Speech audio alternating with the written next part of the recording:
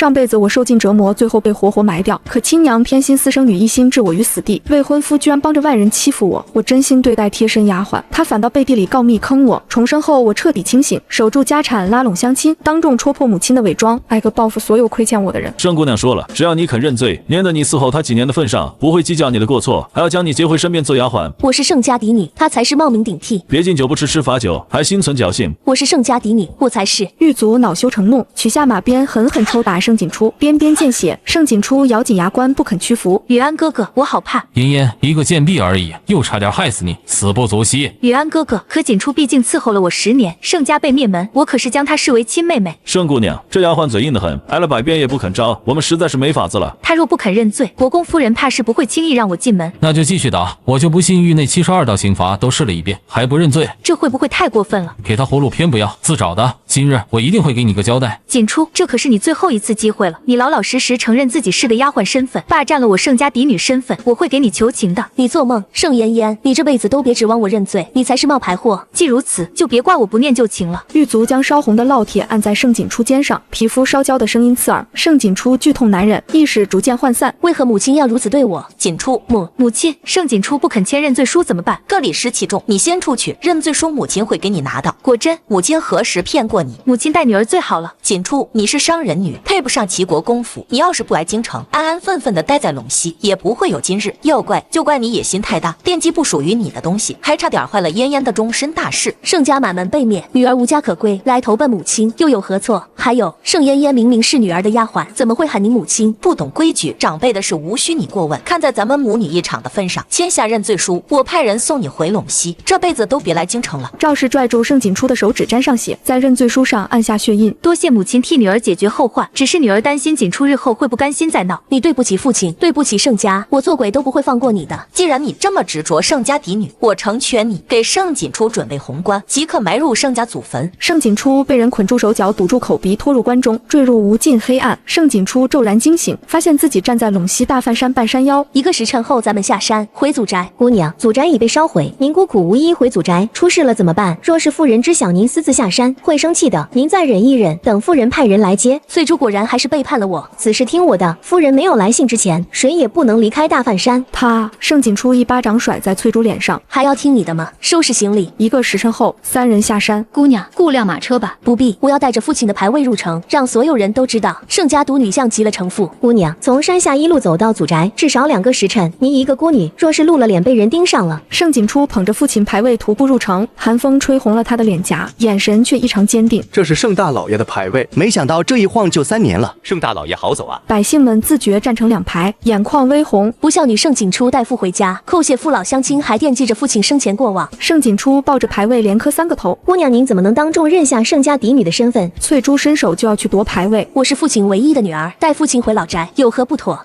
姑娘误会了，奴婢担心您一个孤女身份回老宅会被不轨之人给惦记，所以好心提醒您。盛景初抱着牌位回到盛家老宅，见到守宅的齐萧，老奴齐萧给老爷磕头了。盛景初将父亲牌位送入祠堂，点燃3炷香。老爷这一去，盛家的家产，齐叔放心，我已经及笄，是时候接管父亲遗留下的几座矿产了。如今我回来，就是要重振盛家。是该如此。您是盛家独女，老爷在世时也曾叮嘱老奴，这些家产都由您继承。齐叔，我想去父亲生前的院子看看。姑娘放心，老爷的院子老奴日日都去打扫。跟方嬷嬷一块去做些吃食来。2人来到后院，大火烧过的痕迹犹在。齐叔，您是父亲最信任的人，守了盛家3年，景初感激不尽。姑娘是指夫人。盛景初艰难点头。3年前盛家出事后，夫人变卖盛家明面上在陇西的产业，还有良田、数十个铺子、庄子，一共100多万两。老奴心疼老爷留下的产业，不想被糟践了，所以私底下又给买回来了，至少便宜了5成。老爷说，只要大姑娘想问的，让老奴知无不言，不必隐瞒。盛家生意不仅仅在陇西，大部分都在京城，知晓的人极少。齐萧地上一枚刻着景初2字的羊脂玉佩。老奴不负所托，将盛家掌令交给姑娘。齐叔，请受景初一拜。没有您，盛家的产业早已经被瓜分，恳请齐叔继续帮我打理盛家家产，也只有您能帮我了。盛家满门被灭内有蹊跷，我身为盛家女，不能坐视不理。老奴果然没看错人，姑娘不愧是盛家独女，老爷在天之灵也可安息了。齐叔，往后您不必自称为奴，您也不必唤我大姑娘，就称我景初丫头。你是要去京城去找夫人？从她带着嫁妆离开陇西那一刻起，就和盛家断了关系，她不配做盛夫人。齐叔，有几件事需要您帮我打听。这事儿不难，我即刻派人人去京城送信。盛景初回府后，买了数十个丫鬟小厮和护院，动静传遍陇西城。姑娘，老爷私底下给您留了这么多私产，您怎么从来不说？我是父亲独女，盛家多年经商，积攒的财富数不胜数，有些财是不能露出的，你懂什么？次日清晨，盛景初早早起身抄经。姑娘怎么不继续睡？睡不着了。翠柱呢？昨夜里人已经抓起来了，在柴房。您对他这般好，他怎么敢吃里扒外，竟给京城那边送信？别动刑，别让他受伤，什么都不必说，我自有用处。您让我打听的是有着落了。1个月后，太子凯旋归京，的确会路过陇西。当时跟着老爷押送粮草的，除我之外还有阿东。阿东死了，但太子见过我2回，定能认出我。父亲在世时，每年都会在4个城门口施粥赠衣，帮助百姓抵御严寒。七叔，今年就由我来做吧。我这就去安排。明儿一早，您亲自去城东门口施粥赠布，我带人给您看守安全，防止有人作乱。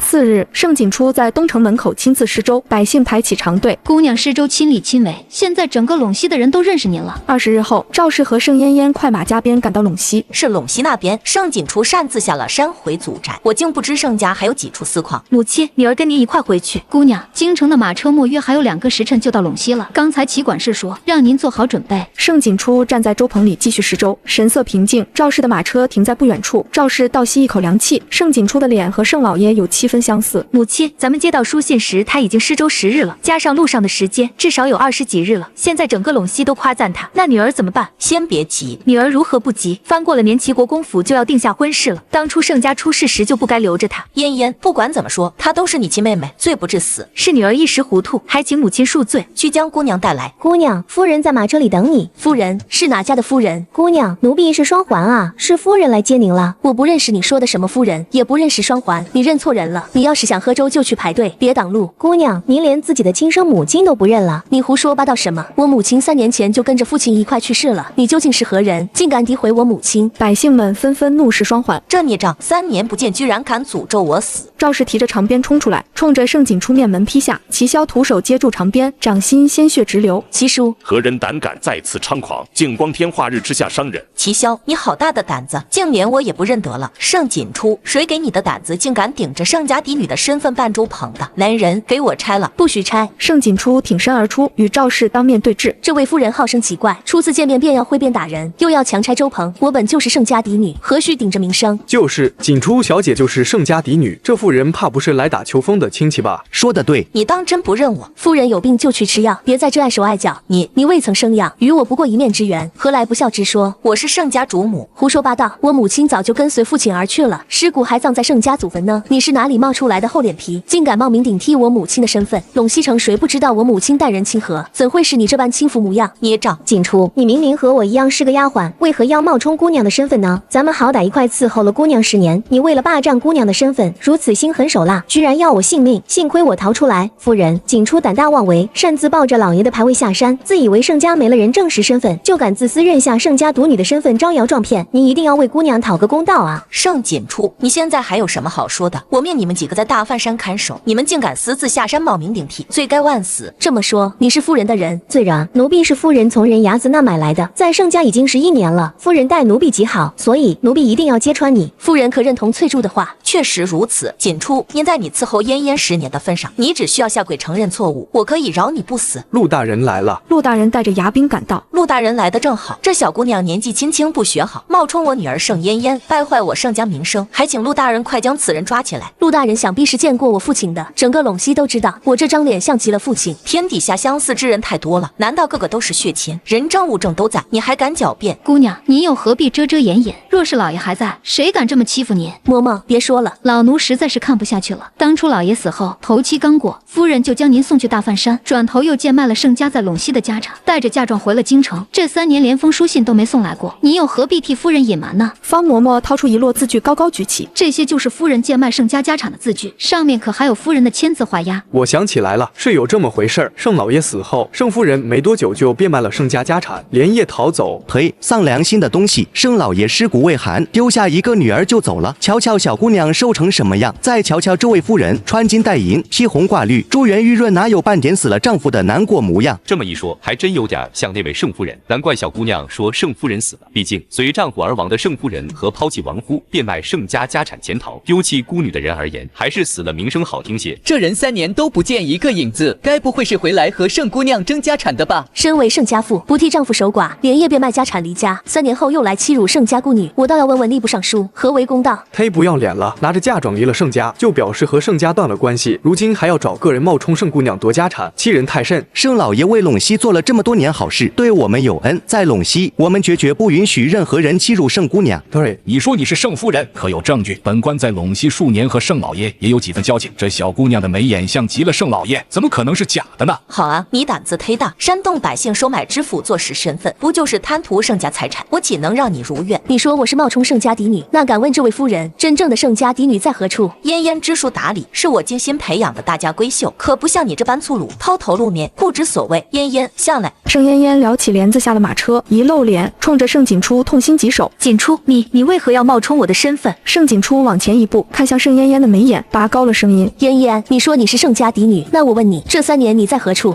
在京城外祖家替父亲守孝。锦初，我对你不薄，你不该如此任性妄为。陇西有位厉害的摸骨大夫，可以摸骨断龄，你我之间相差2岁，若被摸骨，并能算出年龄。族谱记载，盛家嫡女今年堪堪15，这是做不了假的。夫人敢不敢让摸骨大夫试试？盛嫣嫣脸色骤然惨白，紧张地看向了赵氏。我的女儿，我岂会认错？我说她是真的就是真的。盛锦初，你就是个丫鬟，被我收留给了盛姓，如今还想鸠占鹊巢，早知如此，当初就不该救你。盛嫣嫣朝着翠珠使了个眼色，翠珠立即朝着盛嫣嫣爬了过来，跪地磕头：奴婢给姑娘请安。姑娘，您再不回来，就要被人顶替了。锦初就是个白眼狼，嘴皮子灵巧，哄人的功夫也是一流的，诸位都被骗了。七叔，有关盛家清誉，劳烦您了。诸位有不少人见过我老齐，跟了盛老爷10余年，盛老爷每出海或是去塞外，都会托人给盛姑娘写家书，讲述半路风景如何。齐萧掏出几封陈旧的家书，展开举起。5米锦初，今北凉12年冬，塞外牛羊成群，盛老爷喜墨宝，流出不少字在外，拿来比对就知书信真假。令盛老爷在世时，每年都会在墨宝斋给盛姑娘作画，一共100幅画，还有在珍珠阁给盛姑娘留下许多首饰，积攒嫁妆，每一套首饰后方都写着锦初小姐的名字。盛家在陇西12个掌柜的，早在几年前就已经见过锦初小姐的画像，绝不会认错。人群后出现10来个人，纷纷替盛锦初作证。你跟了我10年，我对你不薄，为何要帮着母亲陷害我？难道是因为家产？你是故意放奴婢出来的？小贱蹄子，姑娘对你不薄，你竟被夫人收买诬陷姑娘，该死！虎毒还不食子呢。姑娘小年纪失了靠山就已经够苦的了，还要被人污蔑身份争家产，丧良心的东西！赵氏眼看着局势不对，扭头就要走，盛锦初双膝一软，重重跪在地上，哽咽：母亲，其实女儿刚才就认出您了，只是不明白您为何对女儿如此心狠手辣。女儿从记事以来，您就不许女儿出门露脸，事事严厉。女儿不怪您，只是您不该贱卖了父亲的家产，那可是父亲的心血啊！赵氏失控般一巴掌打下来，你明明认出，为何还要装模作样？孽障！我怎么会生了你这个畜生？早知道当初就该将你掐死！盛锦初白皙如玉的脸上顶着5个鲜明的巴掌印，猛地呕出血来，摇摇欲坠地站起身，看向陆大人：盛嫣嫣冒名顶替我的身份，带坏盛家清誉，还请大人看在家父的薄面上，还盛家个公道。盛锦初，你敢？按照当朝律法，夫家家产是不能被随意变卖的，不问自取就是偷窃。我要状告赵氏偷窃盛家家产，这些字据上有赵氏的签字画押，便是证据。还有这个丫鬟吃里扒外，污蔑盛家清誉，也请大人做主。姑娘，奴婢知错了，都是夫人逼着奴婢这么做的，求您看在奴婢伺候您的份上，饶了奴婢吧。最毒妇人心，也不过如此了。赵家这不是明摆着吃瘸驸马，说不定盛老爷死也有蹊跷。还有盛家那场大火，细思极恐啊！刚才盛姑娘不是说了吗？从记事开始就没露脸过，这不是明摆着早就在筹谋了。偌大的陇西城，外人居然没见过盛姑娘，要不是盛老爷生前留下墨宝，险些就被这毒妇混过去了。盛嫣嫣扑通跪在了盛锦初面前，哽咽：锦初，你误会夫人了。其实夫人是有难言之隐。自老爷去世后，夫人就大病一场，大夫说经不起刺激，否则会认错人。这3年是我擅自做主，趁虚而入，顶替了你的身份。你要打要罚，我绝无二话。锦初，其实夫人错把我当成了你而已，夫人还是疼爱你的，你可是夫人的亲生女儿。3年之约已到，夫人是特意来接你回京城的，只是不知刚才怎么又错认了人，我不敢贸然刺激夫人，才没来得及解释。原来是我认错了人，难怪看锦初这么熟悉。赵氏伸手就要去握盛锦初的手，刚迈开脚步，两眼一闭，身子软了下来。锦初，夫人一定是又犯病了，快带她去医治。盛姑娘，这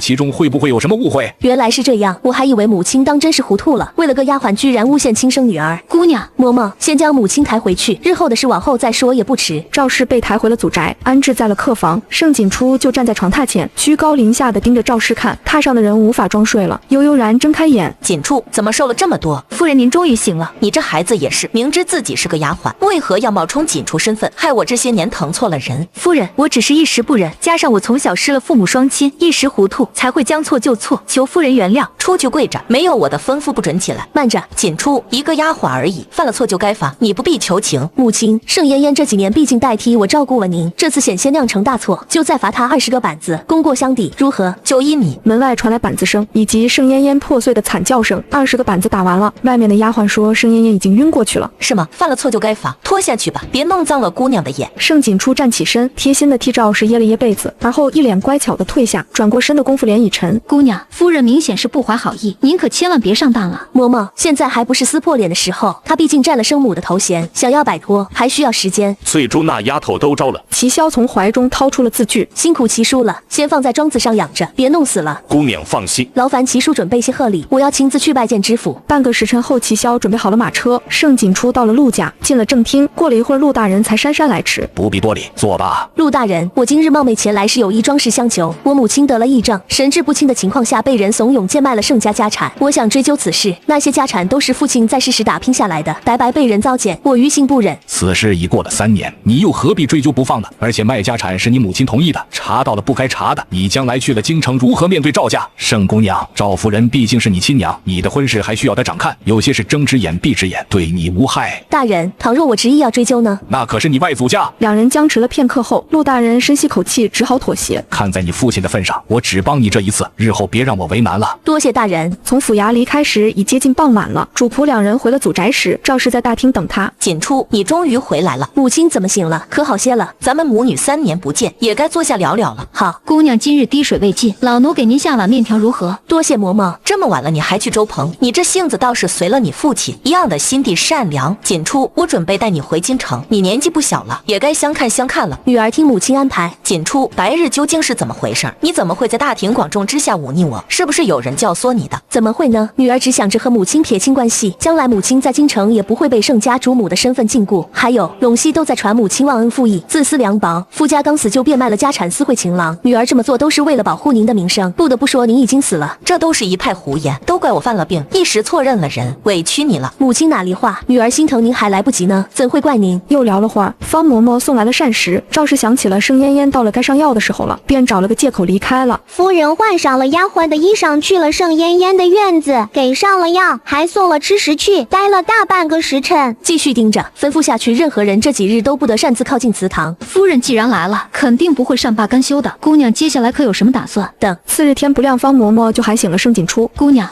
今儿一早老齐在老爷的牌位前有发现。盛锦初掀开被子，套上衣裳，去了趟祠堂。齐萧见人来，赶紧将东西递上，一块飞黄玉佩，中间雕刻着战字，触手细腻，质地通透，绝非凡品。姑娘，这是太子的玉佩，老母我绝对不会认错的。昨夜太子殿下来祭拜过老爷，如今太子战胜归来，又是储君，姑娘也算是有了靠山。老奴不明白，太子殿下为何不正大光明来祭拜呢？太子未娶，我未嫁，一旦露脸，保不齐就会被人利用了。留下玉佩是要我危难之时凭借玉佩上门求助。再者3年前太子运送粮草被烧的事还有蹊跷，此事并未外泄，他也是为了避嫌，不给我添麻烦。盛锦初收起玉佩，又听说陆大人来了，他立即赶往，果然看见了陆大人穿着湛蓝官袍，身后跟着数十个狱卒，那架势过于正经了。陆大人，盛姑娘。盛嫣嫣得知齐于安来找他，急忙从老夫人处赶回，生怕被盛锦初抢了风头。于安哥哥，嫣嫣，你终于回来了，2个月不见，你瘦了，你怎么会将他给带回来？我已记。盛锦初起身要走，被齐于安拦住。你是赵家什么人？初次见面为何要为难我？伶牙俐齿，别以为我不知你打的什么鬼主意。我告诉你，我不会让你得逞的，你休想伤害嫣嫣。齐于安和自己一样也是重生的，瞎了眼认定盛嫣嫣就是盛家嫡女，真是蠢货。听这位公子的口气，大约是认识我。于安哥哥，我突然不舒服，你能不能陪我出去透透气啊？嫣嫣，你没事吧？用不用找个大夫看看？不必了，只是有些闷得慌。盛嫣嫣急忙拽走齐于安，姑娘，走去给外祖母请安。丫鬟拦路，被盛锦初几句话震慑住。我是跟着你们姑奶奶一块回来了，看穿着打扮也不是奴婢，你究竟是受了谁的意敢阻挠我？奴婢并不是这个意思，奴婢未见过姑娘，一时不识身份，还请姑娘恕罪。丫鬟让路，盛锦初找小丫鬟带路前往松堂院。盛锦初站在院门口等候，方嬷嬷陪在一旁。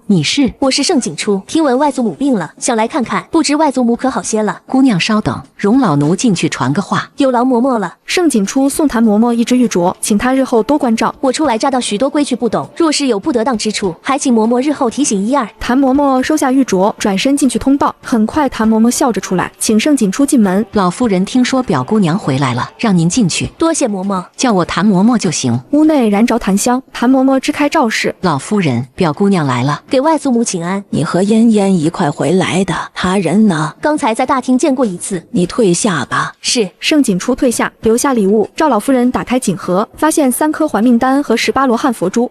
这是还命丹，不会错的。当年太后服用过，我曾在旁闻过，就是这个味道。还命丹极珍贵，她居然送来了3颗。锦初表姑娘有心了。老奴瞧着锦初表姑娘站在门外好些时间了，就这么等着。这是天珠所制，及其18颗罗汉更是难得。锦初表姑娘还真是孝顺，出身低微了些，不过盛家就剩她一人了，出手难免太阔绰了。那是锦初表姑娘大方，知道孝顺。嫣嫣呢？齐世子知晓姑奶奶今日回来，刚才来了府上。赵老夫人脸色阴沉，对比之下更偏向盛景初。母亲见过那丫头了，好歹也是你亲生养的，别厚此薄彼。我瞧锦初那丫头模样不错，将来会有出息。也就那张脸能看了，商女身份不依靠赵家，谁能娶她？你莫不是忘了齐国公的这门婚事是属于锦初的？想要锦初丫头心甘情愿的让出这门婚事，你还要下点功夫，别功亏一篑。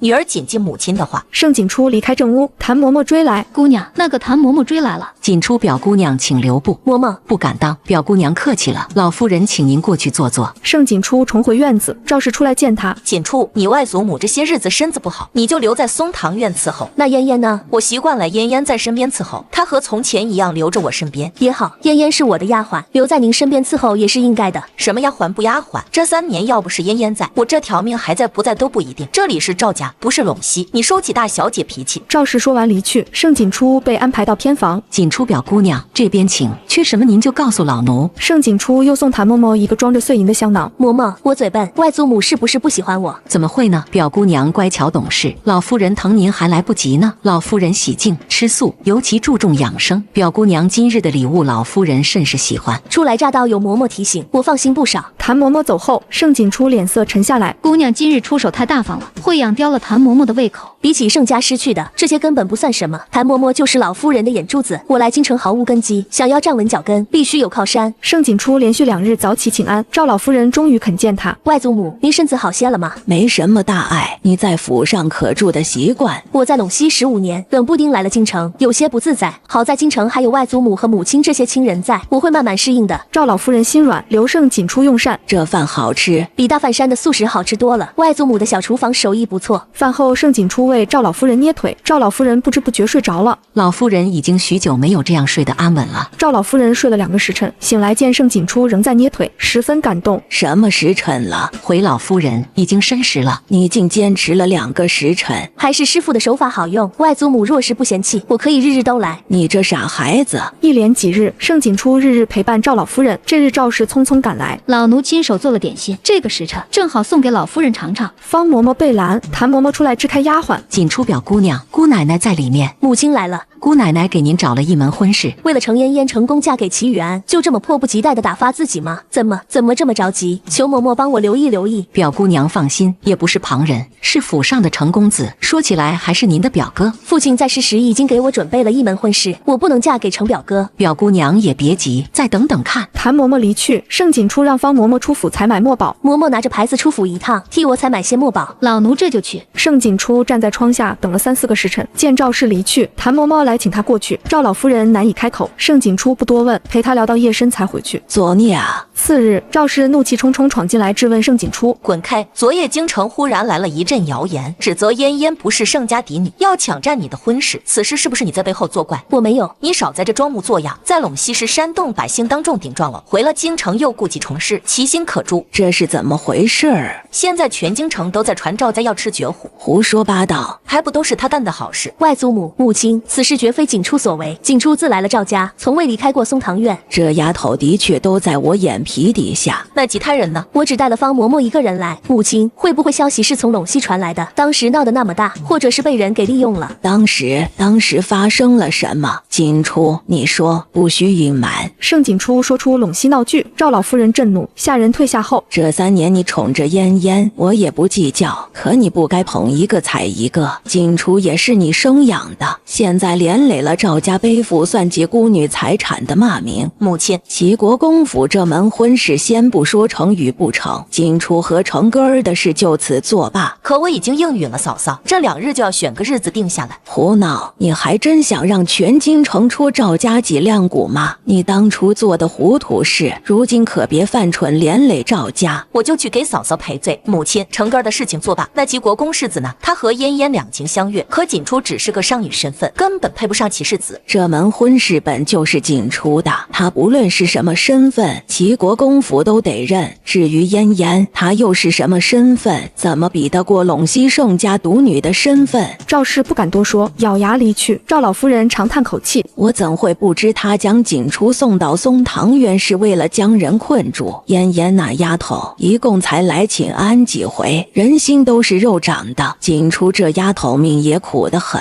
姑奶奶存了心要将齐国公府的婚事让给嫣嫣表姑娘。若是锦初表姑娘不愿意让，可怎么办？盛锦初推门进来，跪在赵老夫人膝下。外祖母，锦初不是有意偷听的，只是看着母亲走了，怕您太生气，想来劝劝。外祖母，锦初愿意让出婚事，不让祖母和赵家为难。那你可知自己在说什么？这门婚事是你父亲在世时定下的。外祖母，强扭的瓜不甜，我和齐世子又不认识，更无感情。其实表姑娘见过齐世子，您入府的第1天就见过了。原来是他。齐世子也不知怎么无缘无故骂了锦初表姑娘，还有这事儿。赵老夫人对盛嫣嫣越发不满。外祖母，我和齐世子强行凑在一块也是对怨偶，只是程嫣嫣只是个丫鬟，母亲为何要替她争取这门婚事？外祖母，锦初求您一件事，说来听听。您能不能护着锦初，2年之内不要给锦初定下任何婚事？锦初不想刚回到赵家，又急着被嫁出去了。这事儿外祖母答应你了，多谢外祖母。好孩子，快起来。傍晚，隔壁老夫人屋里十分热闹。老奴看大夫人怒气不小，还有盛嫣嫣也来了。盛嫣嫣打扮得花枝招展，像个千金小姐。盛锦初却衣着素净。嬷嬷别急，再等等。姑娘，老奴是替您打抱不平。盛锦初重申一次，早已对赵氏不抱期待。隔壁聊到深夜，盛锦初熄灯站在窗下看着，终于人都走了。舅母过奖了，你舅母说的也是实话，这下可放心了。多谢母亲。谭嬷嬷深夜来叩门，锦初表姑娘可睡下了。嬷嬷，3日后府上要举办一场赏花宴，届时会给嫣嫣表姑娘证明身份，对外宣称和您一样都是盛家嫡女，乃一母同胞双生子。从明日开始，嫣嫣表姑娘称大表姑娘，您是2表姑娘。不过日后您的婚事老夫人说了算。我去给外祖母磕头谢恩。2表姑娘不必去了，老夫人刚歇了。谭嬷嬷走后，方嬷嬷气得发抖。姑娘，咱们回府吧，这帮人欺人太甚了。这样的话，嬷嬷以后不要再说了，隔墙有耳，与我不利。谭嬷嬷回到正屋，她怎么说？可有怨恨？2表姑娘初听此消息时，小脸煞白。老奴解释之后，她还要给您谢恩，被老奴给拦住了，一点怨恨也无。老夫人，老奴瞧着2表姑娘性子恬淡得很，不争不抢，不像生气。这孩子顾全大局，是个不错的，若一直乖巧体贴，养在膝下也无妨。次日一早，盛嫣嫣来请安，故意挑衅：二妹妹，多亏了你常来给外祖母请安，陪着姐姐们，等得了空，我领你去京城逛逛。盛嫣嫣见盛锦初不说话，立刻装委屈：二妹妹，你是不是对我有意见，还是不满意外祖母做的决定？门开了，盛嫣嫣红着眼眶进去。外祖母，外祖母。赵氏风风火火进门。盛锦初，你别以为答应了将婚事让给嫣嫣，嫣嫣就亏欠你，是你配不上这么好的婚事。嫣嫣是替你嫁过去，你应该感谢她才是。母亲，不怪二妹妹，果然是个没教养的。给母亲请安，少在这假惺惺，我收不起你这一拜。今日我和嫣嫣并未说过一句话，也不知哪里惹恼了嫣嫣，若有不实，我赔罪。对，锦初并没有辱骂我，是我被封杀迷眼了。够了，少在这惺惺作态。盛锦初，从今天开始，嫣嫣就是你的长姐，你要敬重她，不可欺负，知道吗？盛锦初忽然跪下：外祖母，我想回陇西，求您放我回去吧。从今往后，这里就是你的家，外祖母会护着你，都是你女儿，你不该厚此薄彼。我这是在教她规矩，她的规矩好得很，让大夫人过来一趟。大夫人来了，见了盛锦初十分惊艳。这就是锦初。锦初给舅母请安。好孩子，快起来。大夫人送盛锦初一只玉镯，这颜色娇艳，这玉镯你戴着合适。多谢舅母。这些日子多亏了景初贴身照顾，我才能恢复这么好。后天府上举办赏花宴，给景初置办几身行头。儿媳这就去安排。赵氏被赵老夫人震慑，带走盛嫣嫣。刚才为何不解释？母亲许氏又犯病了，我怕气着她，也不想给赵家添麻烦。赵老夫人又气又心疼，大夫人送来几套行头，不必拘在院子里，多和姐妹聚聚。景初借故离开，大夫人与赵老夫人私聊。齐国公府一早派人来了，是打探消息的。赏花宴后就要下聘，景初若闹起来，赵家说不清。他不会。大夫人被赵氏请走，事儿不会有变动吧？放心，母亲看住景初，闹不起来。日后定不忘救母恩情。大嫂，腾个院子让景初搬出去吧。府上忙着赏花宴，腾不开。他东西不多，简单收拾就行。母亲身子不利索，离不开景初。小厮来报，齐国公老太君上门，齐太君带其夫人齐玉安登门，大夫人迎接。惦记你婆母，过来瞧瞧。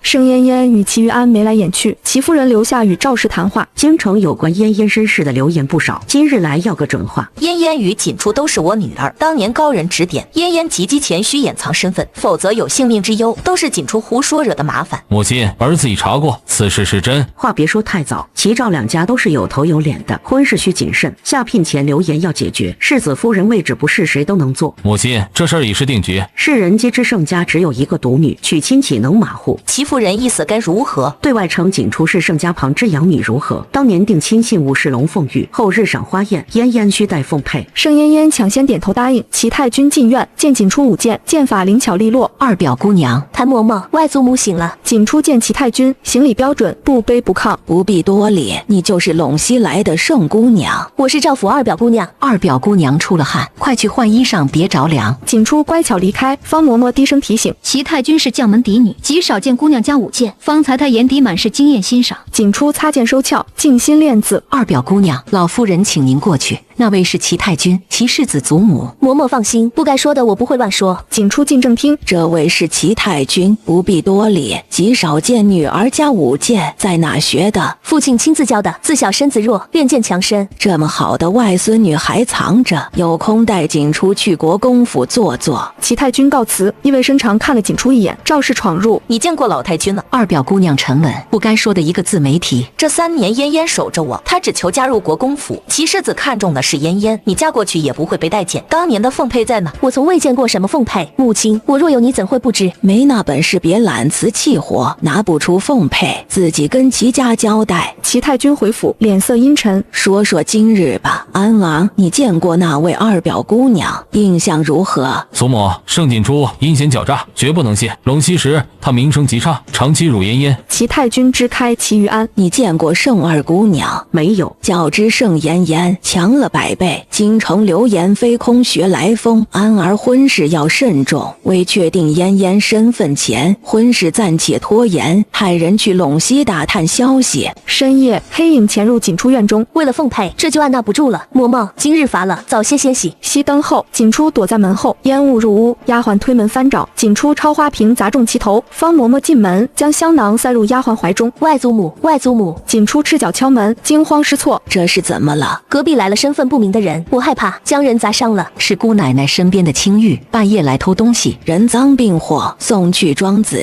就说惊动了我才发现，与景初无关。别怕，明儿让你舅母给你选2个丫鬟。原来是为了钱财，那就没事了，多谢外祖母。人走后，谭嬷嬷低声禀报，她身上有男人荷包，装着写有景初闺名的情诗，好歹是亲女儿，怎么就这么心狠？赵老夫人气了一夜，次日数落赵氏，让大夫人给景初在外买2个丫鬟。景初选了4个丫鬟，闲逛时见赵氏对盛嫣嫣百般宠溺，蛇身回院。二姑娘，夫人送来锦缎，您瞧瞧喜欢什么颜色？这匹瑞白姑娘已选走了，奴婢先走了。双环带走瑞白，只留下嫣红、绛紫2匹，这颜色根本不适合姑娘。再等等，快了。晚膳时，景初在赵老夫人面前表现欢喜。你母亲有些钻牛角，别放在心上。明日赏花宴第1次露脸，不必紧张。景初记住了。深夜，景初招来新买的丫鬟，姑娘受苦了，齐管家让我们保护您。齐管家遇刺躲过一劫，陆大人被调离陇西，可知调去何处？不知。天微亮，景初接过药粉涂抹全身，小脸红肿起疹。怎么会这样？快请大夫！大夫诊脉，说是触碰药粉所致。谭嬷嬷见桌上锦缎，疑心赵氏作祟，禀报赵老夫人。为了捧她，几次三番作践景初，她怎么这么心狠？外祖母，是景初不争气，去不了赏花宴了。你今日就在松堂院歇歇。赏花宴开始，赵老夫人去前厅。二表姑娘突然风疹，见不得人，大表姑娘请回。昨日还好好的，怎会突然得病？今日设宴，她不去怎么行？盛嫣嫣强闯，扯下锦初面纱，真丑！我不是故意的，你怎么毁容了？既然看过了，请回吧。盛嫣嫣拉锦初，袖中凤佩掉落摔碎。我好心探望你，你竟抢我凤佩摔碎，你怎么这么恶毒？赵氏赶来，盛嫣嫣哭诉：母亲，二妹妹抢我凤佩摔在地上。赵氏扬手打锦初，飞燕挡下，求夫人恕罪，我不妥协。母亲为何不肯放过我？当真要撕破脸，谁也别好。母亲确定能堵得住悠悠众口？混账！你敢威胁我？来人，盯住二姑娘，不准离开！偷盗不成便栽赃，今日我不忍了。锦初扔烛火点燃帷帐，火势渐大，前厅宾客满座。赵老夫人陪客，府上二表姑娘冒失，嫉妒嫣嫣有凤佩，竟夺过摔碎，这样的性子需好好调教。姐妹间玩闹罢了，齐夫人勿怪。那是天下仅有的龙凤佩，老国公赠与未来孙媳的，就这么摔碎了，辜负齐家心意，引来众人注目议论。母亲，锦初脾气太大，说几句就顶撞，都怪我惯坏了，放在陇西3年，养歪了。够了，不过姐妹玩闹，锦初这孩子乖巧得很。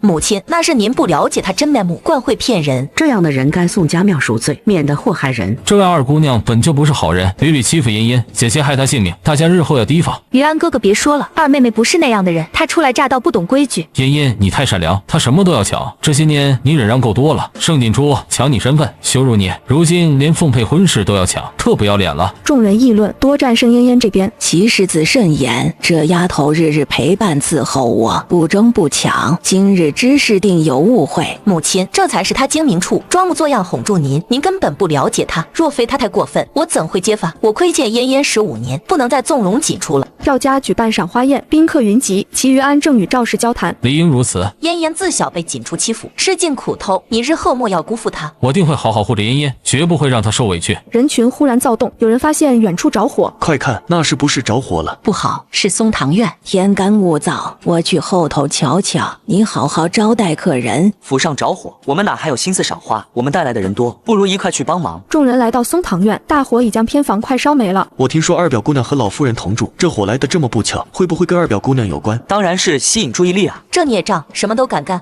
快去救锦初。老夫人，火势太大了。母亲，大师说过锦初和嫣嫣的命格截然相反，锦初戾气太重，及笄后必须远离亲人，否则会给至亲带来血光之灾。锦初从身后走来，衣上有被火熏过的痕迹，身上还有红疹。外祖母，你可有受伤？没有质问和苛责，第一句话尽是关心。锦初，你怎么这般任性，摔碎了你姐姐的凤佩，如今又要火烧了松堂院，你这孩子太不让人省心了。二妹妹，你气性也太大了，你这样我还怎么帮你求情？嫣嫣，我们大家都看在眼里，这事儿与你无关。够了，锦初侥幸躲过一劫，还未知真相如何，怎能轻易给她定罪？母亲，您难道糊涂了不成？这丫头才跟了您1个月，到底是给您灌了什么迷魂药？赵清然，这也是你女儿，你就这么看不上她？母亲此言差矣，我是帮理不帮亲。锦初秉性恶劣，处处忤逆，我对她早已失望透顶。母亲今日不妨说说看，我和盛嫣嫣相差2岁，究竟是如何变成一母同胞双生子的？孽障，你又在胡说什么？看我不打死你！外祖母，母亲的癔症又犯了，快将母亲扶进去歇一歇吧。在陇西官府记载过，母亲得了癔症，所以识人不清，错将丫鬟盛嫣嫣当成了我，如今又被程嫣嫣给蛊惑，抢我盛家独女身份，错不在母亲，是盛嫣嫣趁虚而入。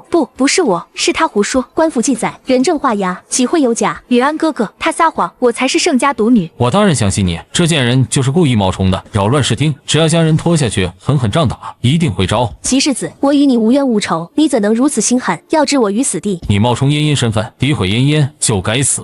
来人，将二姑娘给我拖下去！一声呵斥从人群身后传来，京兆尹陆大人出现。这不是新官上任的京兆尹？据说这位京兆尹大人也是从陇西来的。这是什么风，把陆大人都给吹来了？本官是奉令而来，这张字画是从陇西盛家铺子卖出去的，上面还有盛家印。这铺子又在3年前被盛夫人赵氏私自变卖，故而本官官是来查案的。一张字画而已，查什么案？这张字画里藏了张边防图，这会不会是有什么误会？这是赵氏亲笔所写的字据，还有当初贱卖盛家铺子经手之人的口供，还能作假？陆大人，早在3个月前，我已经将变卖铺子的钱给了锦初，变卖铺子的银钱我可是都给你了，此事你应该知情。母亲，3年前我在大范山守孝，父亲死后，是您将这些铺子擅自卖了，我的确是收了银子，可边防图与我何干？丧夫后，我得了癔症，错信了他人，这边防图定是有人栽赃陷害。这么说，小姑娘说的是真的了。盛夫人得了癔症，也极有可能错把丫鬟当成亲女儿。母亲可要想好了，边防图一旦查证，皇上治罪盛家，盛妍妍也要跟着倒霉。盛妍妍，你当真是盛家女儿吗？赵老夫人将锦初拉起来，握紧她的手。别怕，赵家不会不管的。人证物证确凿，来人呐！且们，嫣嫣是我收养的，这3年对我尽心尽力侍奉，我不忍委屈她，要给她个前程，所以才对外宣称是盛家嫡女。真正的盛家嫡女只有盛锦初一人，大人，盛家的家产全都是盛锦初一个人的，就算是要治罪，也是治他一人。陆大人，我是盛家独女，我会配合调查。这会不会是个误会？锦初小年纪，怎么会和边防图扯上关系呢？一定是有人栽赃陷害。边防图的事，我隐约听盛家提及过。赵清然，你胡说什么？边防图一旦落罪，可是要抄家灭族的，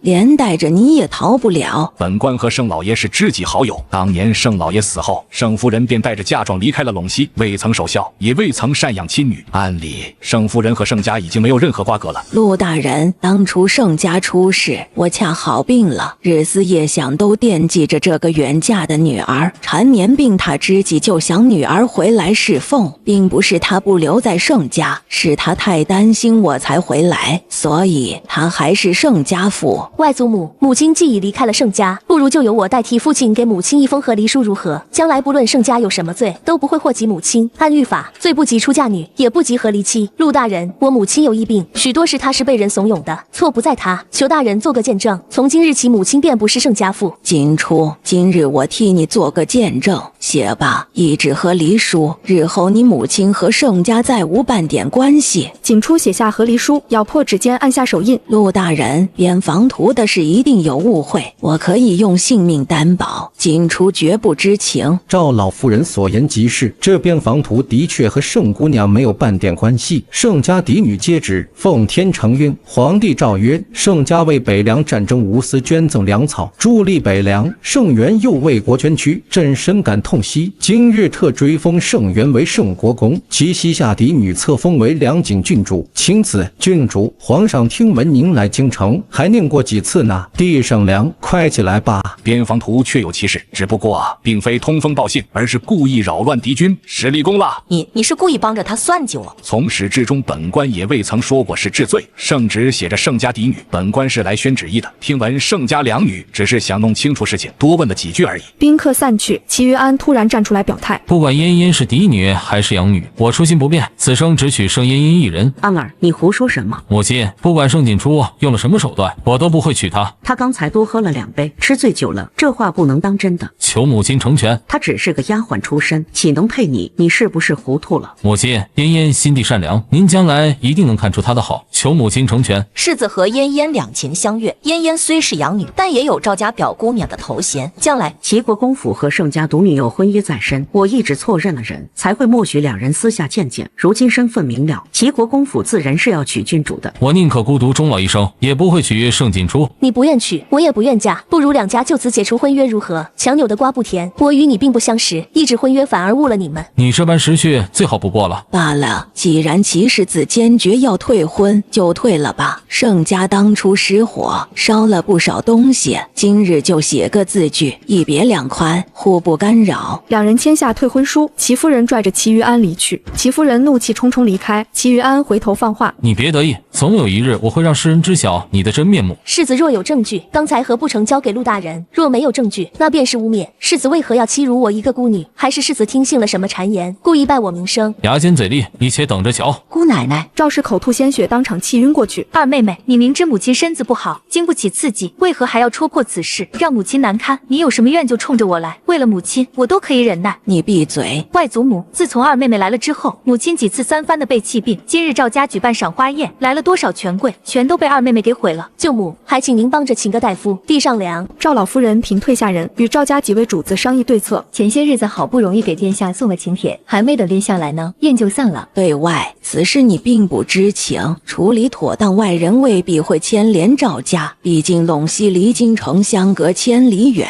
此事是他程嫣嫣一人之过。嫣嫣可是妹妹的命根子，处理了嫣嫣，只怕妹妹不愿意。今日齐国公世子处处维护嫣嫣，还要非他不可。齐国公世子深得其贵妃疼爱，又和3位皇子走得近，万一有什么变动，将来还有条退路。太子归来，又是嫡长，其他人怎能威胁太子之位？母亲，太子1日未登基就有变动，除非太子妃之位落在赵家，赵家才会倾其所有赌一把。是这么个理。几人商量决定，对外宣称赵氏得了议政，盛嫣嫣以心头血为要养着赵氏。那景初那边会不会有什么想法？这孩子乖巧又懂事，我会亲自说服他。赵老夫人去探望赵氏，出门看见廊下的景初。景初，你过来，你母亲险了。我知道，刚才我去探望过了。你今日受委屈了，外祖母会和你母亲好好谈一谈。赵老夫人进屋，见赵氏辱骂景初，反手打了他一巴掌。景初也是你女儿，你今日对她恶语相向，以容拒容，你以为嫣嫣就能有个好名声？那齐夫人是什么厉害角色？你岂会不知？亲然，景初她并未做错什么。有了今日，齐夫人未必会同意让嫣嫣进门。母亲，错在我，嫣嫣是无辜的，不能因为今日害了嫣嫣。想要挽回嫣嫣的名声，你就好好对待景初。她若同意认了嫣嫣做姐姐，嫣嫣就能以盛家女身份嫁过去。盛家已经不是当初那个商家了，是盛国公府，位列3公。为了嫣嫣，我不计较就是。景初这孩子吃软不吃硬，你对他好些，亏不了你的。松堂院偏院被烧，卢氏挪了间院子给景初住。姑娘，赵家的人并未追查失火，还有今日宴会上的事情，也没打算追究，显然是没将您放在眼里。若回了陇西，好歹也是自己当家做主，不必受气。来了赵家，我一忍再忍，赵老夫人的怜惜终究比不过对亲生女儿的包容。次日，景初去松堂院请安，赵氏态度大变。祖儿吓坏了吧？景初，我的儿，你受委屈了，都是母亲不好，又犯了病错认了人。姑奶奶，二表姑娘宽容大度，是不会和您计较的。嬷嬷慎言，昨日陆大人来时已经确定我才是盛家独女，我是盛大姑娘。我儿说的对，从今日开始，嫣嫣还是你的丫鬟，你是盛家唯一的嫡女，谁也撼动不了你的身份。此后，赵氏对景初百般讨好，暗地里却给盛嫣嫣准备贵重首饰衣裳。夫人在翠宝斋订了2份差不多的首饰，还在锦衣阁订了几套盛嫣嫣尺寸的衣裳。齐国公府呢？奴婢打听过了，其实自那日宴会回府后就被罚跪在祠堂。齐国公发了狠话，坚决不同意娶盛嫣嫣。飞燕，火还不够大，需要再添一把火势。姑娘，老奴看老夫人也许会给您撑腰。几日后，卢氏赴宴归来，怒气冲冲。妹妹可是在翠宝斋订了几套首饰，在锦衣阁又订了衣裳，这些东西是为谁订的？可是出什么事儿了？今日李老夫人生辰宴，我带着婉姐儿去赴宴，刚到大门口就听于夫人和王夫人问起这事儿，外面都在转。妹妹这般护着嫣嫣，是嫣嫣乃是你的私生女。胡说八道，一群人在胡说八道。嫂嫂，这样的话你怎么也相信了？不信不信又有什么要紧的？现在京城都传开了，你苛待亲女儿，就我一个丫鬟踩在亲女儿头上，不是脑子坏了，就是丫鬟身份奇怪。不过就是2件衣裳罢了。妹妹几个月前也在锦衣阁制过衣裳，当时留的便是嫣嫣的尺寸。母亲不是儿媳不容忍，府上的哥儿姐儿都到了说亲的年纪了，因2位表姑娘的事情闹得沸沸扬扬，儿媳实在是没脸去贺寿了，只能匆匆赶回。嫣嫣身份未明朗，究竟是养女、丫鬟还是其他，总该有个说法堵住悠悠之口，这么拖着也不是个事儿，是该给个说法。母亲总不能让嫣嫣以丫鬟的身份嫁去齐国公府吧？再等等，等我得了机会和锦初提一提。妹妹还不知道吧？吉世子那日赏花宴后，一直到现在还跪在祠堂呢。齐国公发了话，要吉世子认错，否则就要跪死在祠堂，坚决不会被新妻另娶他人。齐夫人也托了人给我传话，明里暗里都在打听锦初呢。这怎么可能呢？母亲，再继续下去，赵家姑娘的婚事都要被耽搁了，还请母亲尽快定夺。我这就去找锦初说情。倘若锦初不答应，你又该如何？他敢，我是他母亲，不敢忤逆我。想要锦初答应认了嫣嫣，只能服软，不能硬来。1个时辰后，赵家府上来了好几个大夫，松堂院动静很大。刚才谭嬷嬷来一趟，说是夫人犯病了，几个大夫都药石无因，需盛嫣嫣的心间血入药才能稳住夫人的病情。今儿大夫人出门做客折返回来。来，去了松堂院待了大半个时辰，聊起了盛嫣嫣的归属，是大夫人给夫人出了主意，夫人才会一病不起。赵氏压根就没病，装病不过是给盛嫣嫣洗白，逼我妥协罢了。飞燕，陪我去看看。赵氏院子围满了人，盛嫣嫣得意地走到景初面前。二妹妹，虽然你不肯承认，但我会永远拿你当妹妹的。二妹妹，等我救了母亲，再来跟你赔罪。大表姑娘，梨太医医术高明，又擅长取心间穴，这会儿梨太医就在郊外钓鱼呢。走。景初出门，雇了马车，先去梨太医府。去梨太医府，可梨太医在郊外。我知道，咱们暗里并不知晓梨太医在何处才对。景初在梨太医府门口焦急等待，恰好遇到陆大人。盛姑娘，这又是怎么了？莫不是在赵家受了委屈？这位姑娘是来找梁大人的，不巧的很，我家大人早就出门了。盛姑娘，我正好要去郊外，我知梁大人在何处。那就多谢陆大人了。几人来到郊外，找到正在钓鱼的梁太医。取心间穴，胡闹！这么阴损的法子是谁提出来的？心间穴可救至亲，我在医书上看见的，求梁太医救我母亲。不去，这么阴损的法子是要折寿的。姑娘另请高明吧，别耽误老夫钓鱼。景初站在河边不肯离开，眼泪汪汪看着梁太医。罢了，今日的雅兴也被搅和没了，我就随你走一趟吧。多谢梁太医。几人返回赵家，院子里众人正盛赞盛嫣嫣。嫣嫣姑娘弯血救人，对身体伤害极大，可要想清楚了。各位不必再劝了，我已经想好了。嫣嫣，当年你救了清然，他是真心认了你，如今你被人非议，又不计前嫌救人，你是赵家的恩人。救母能救母亲，我死而无憾，不图回报，能以养女身份侍奉母亲3年足够了。原来都是咱们错怪这位嫣嫣姑娘了，是盛夫人犯病时认错了人。嫣嫣姑娘这3年来以血入药，养着盛夫人，如今盛姑娘回来了，自然容不下一个丫鬟抢占了自己的身份，将此事闹开了。盛夫人大受打击，一病不起。如今盛夫人病了，却还要嫣嫣姑娘的血入药，这世道谁又能说得清楚呢？哎，可惜了这么好的姑娘。二妹妹，你总算是回来了，刚才母亲还念叨你呢，却迟迟不见你。丫鬟说你套马出门游玩去了。锦初，你母亲病了，还要多亏了嫣嫣。嫣嫣是你母亲的救命恩人，不可不待。大夫说这次嫣嫣取心间穴，有性命危险。依我看，嫣嫣倘若能活下来，就让她做你母亲的养女。你放心，在你母亲心里，你永远都是第一。嫣嫣是越不过你的。舅母放心，医书记载，至精之人的心间穴效果会更好。我和母亲是至亲血脉，用我的血吧。二妹妹，你当真要取心间穴入药？万一失败，后果不堪设想。锦初，取心间穴受损害极大，可不是收手亡慢的。舅母，我的命都是母亲给的，取心间穴而已，算不得什么。至于母亲认不认盛嫣嫣做养女，是母亲的事，我从未阻拦。眼下先别说养女的事，救人要紧。胡闹！我瞧什么毛病需要用至亲心间穴的程度了？你怎么把梁太医给请来了？我听说梁太医妙手回春，有取穴最善，特意去请来。舅母放心，有梁太医在，母亲一定可以转危为安。怎么敢劳烦梁太医？梁太医，刻不容缓，求您救我母亲。姑奶奶醒了，不必了，我没事。母亲。景初大哭着搂住赵氏，飞燕趁机用银针让赵氏再次晕倒。姑娘，您快让梁太医瞧瞧吧。是哪个大夫开的取血药？胡闹！这位夫人身强体壮，压根就不需要服用心间穴入药。你们这帮庸医！梁太医骂完拂袖而去，卢氏脸色难看，将几个大夫撵了出去。赵氏从昏迷中醒来，丫鬟将方才发生的事情告知。盛锦初站在门槛处，目光寒凉地看着屋内。母亲想要认盛嫣嫣做女儿，我不阻拦，母亲也不该用这种法子逼我妥协。盛锦初，要不是你从中作梗，我又何必多此一举？我今日索性就直接告诉你，为了嫣嫣能顺利加入齐国公府，我定会认她为女。母亲，只要盛嫣嫣不是父亲名下，随您的意。我想怎么做，还轮不着你来说3道4。嫣嫣从小和你一块长大，亲如姐妹，不过是一个身份而已，你为何要和她斤斤计较？二妹妹，我不会和你抢母亲的，我和世子两情相悦，日后我嫁入国公府，对你而言也是助力。锦初丫头，是你说强扭的瓜不甜，又何必咄咄逼人呢？不如睁只眼闭只眼吧。母亲已当众揭下和离书，再也不是盛家妇，也无权给父亲认领养女。倘若母亲执意要这么做，为了盛家声誉，我就是豁出去性命也会敲玉骨，求个公道。忤逆不孝的东西！今日的事，舅母必定不知情，还请舅母劝母亲，莫要因为一人连累全府荣耀。锦初丫头，嫂嫂，你别听他胡说八道，小年纪不学好，倒学会了威胁人。今日我非要好好教训你不可。嫣嫣，你为了尚未哄得你母亲晕头转向，连装病取血这种把戏都能作假，太让我失望了。舅母，够了，我可没有一个丫鬟侄女，赵家的表姑娘只有锦初一人。嫂嫂，妹妹要是再识人不清，就搬出府吧。赵家庙小，容不下你这尊大佛。赵老夫人走进屋内，拉住盛锦初的手。好孩子，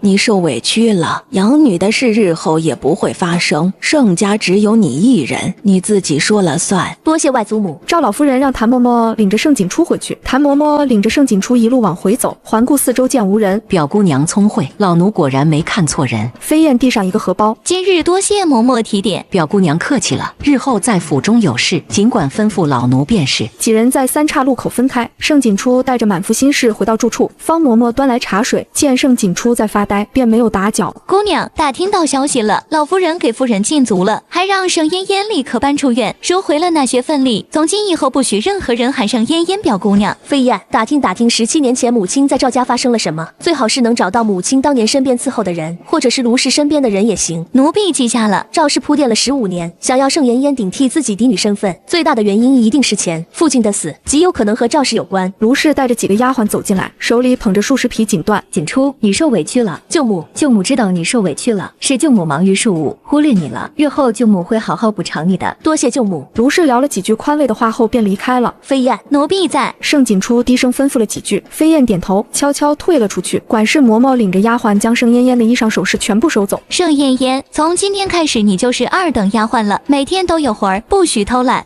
管事嬷嬷狠狠掐了盛嫣嫣一把，还敢顶嘴，记住你的身份。盛嫣嫣没了人伺候，晚饭也没得吃，还要亲手洗衣裳被褥，好不容易洗完，又被人泼了脏物。作死呢，还真当自己是什么千金小姐呢？都是下贱胚子，还指望攀龙附凤嫁骑士子，做梦！盛嫣嫣睡在角落，好不容易睡着，又被人当头一盆凉水浇下。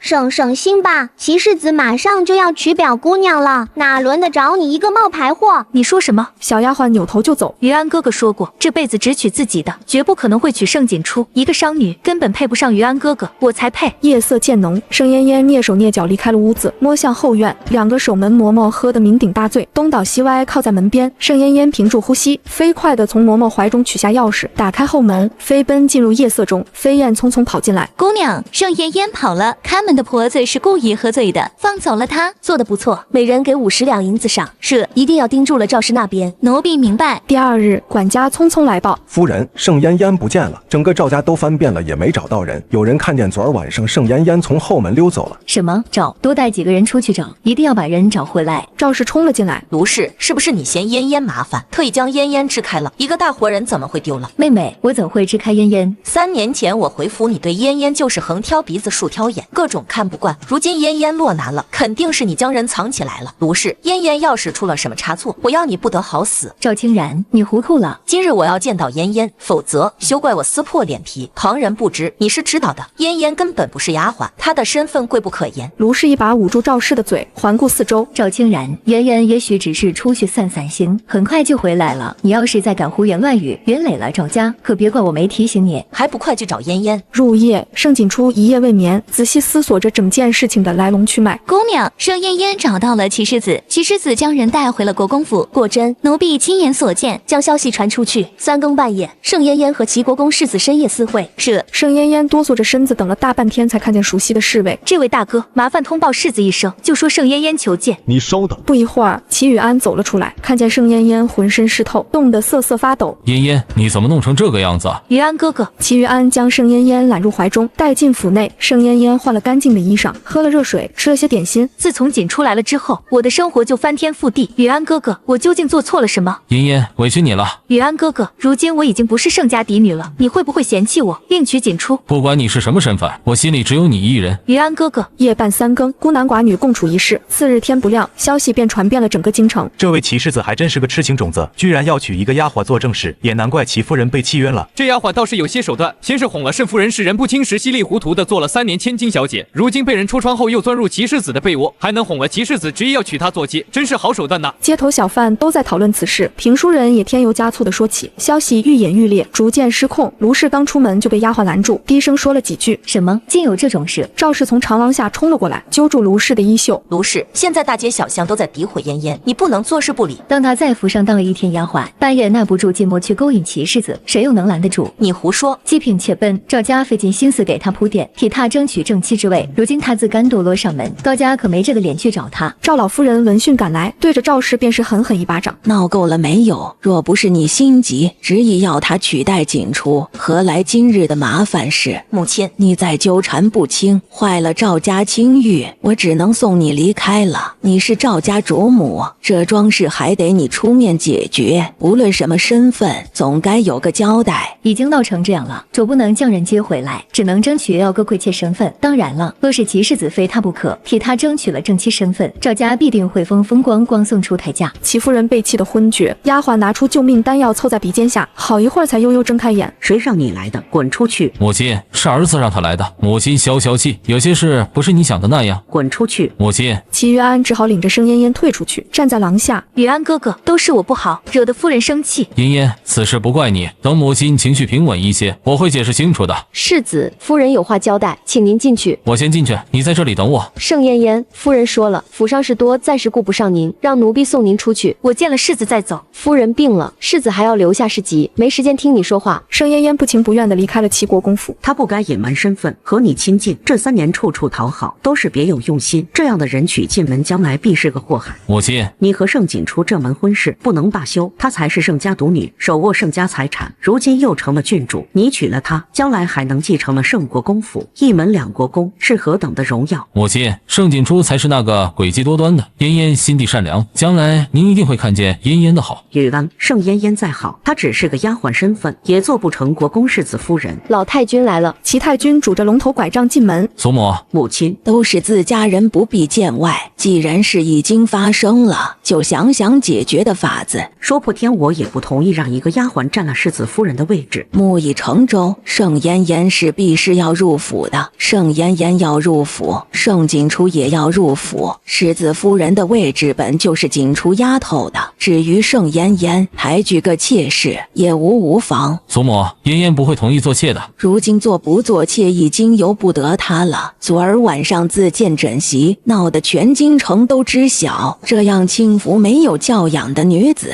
如何能做正事？多个妾室，不必伤了母子之间的情分。罢了，那丫头既然委身于你，那就做个妾。母亲，安儿，你要逼死我不成？安儿先纳入府，以后她若是个有造化的，再抬举也不难。景初在去松堂院的路上遇到了盛嫣嫣。盛景初，我早告诉过你，不属于你的别乱抢，这世上没人能欺辱我，今日他们都该有的惩罚。这么说，齐夫人也是因为得罪了你，才被你背后的靠山教训了。舅母的马车也是那位靠山做的，还有舅舅的职位都拜你所赐。你识趣就好，得罪我的没有一个有好下场。盛景初，我这样的身份是不可能做妾的，你永远都要被我踩在脚底下。嫣嫣，你是大家闺秀，何必和一个孤女计较？母亲所言极是。什么样的人能对齐夫人、卢氏还有当朝户部尚书同时动手？景初回到院中，叫来飞霜问话。17年前的事可打听清楚了？奴婢这些日子已经打听过了，府上的奴仆全无一例外，没有一个是17年前伺候的，对当时的事根本不知情。夫人身边伺候的早早就被卖了，一点消息也无。姑娘，盛嫣嫣的生父当真这么厉害？背后之人，我还能扳倒吗？姑娘，咱们这是要去哪？去见陆大人。陆恒正在府中，听闻有小娘子来访。大人，春日寒凉，奴才给您再添个炉子吧。不必了，陇西天气比京城还要寒凉，也不见开车呢，还用炉子。大人，外面传故人来访。没空，等等，来人是男是女？回大人，是一位小娘子，请进来吧。陆大人，如今你已经是郡主身份，不必行此大礼，坐下吧。郡主怎么突然来了？要是来问赵尚书的事，涉及机密，无可奉告。若是京马，此事还在追查。那大人可否告知，是人为还是意外？这事儿对你很重要，与你无关。总之牵扯不着你。东西街还有朱雀街，有2处宅子，你喜欢哪一套啊？你父亲追封国公，按理是有一座宅，皇上将选宅的事儿交给了本官，等过些日子，皇上就能亲自排便。多谢陆大人。皇上的意思不力谢本官。朱雀街位置不偏不倚，我觉得甚好。此事本官记着了。齐国公府的婚事你也不必放在心上，齐家过于荣耀，水满则溢。这丫头要不护着点儿，多少人盯着呢？大人，齐国公来了，请去大堂。齐国公怒气冲冲来到陆府，听说陆大人今日在天香楼抓到了几个闹事者，可审问出什么了？国公爷，今日下官的确抓了几人，不知国公爷指的是哪一桩事？陆大人，少在这跟我打哑谜。今日天香楼的事，你难道不知情？下官每日都要抓许多人，还要审问案子，记性不好，还望国公爷提醒2句。大人，是关于齐夫人门前闹事的那一拨人。真是不巧了，那2个闹事者死了，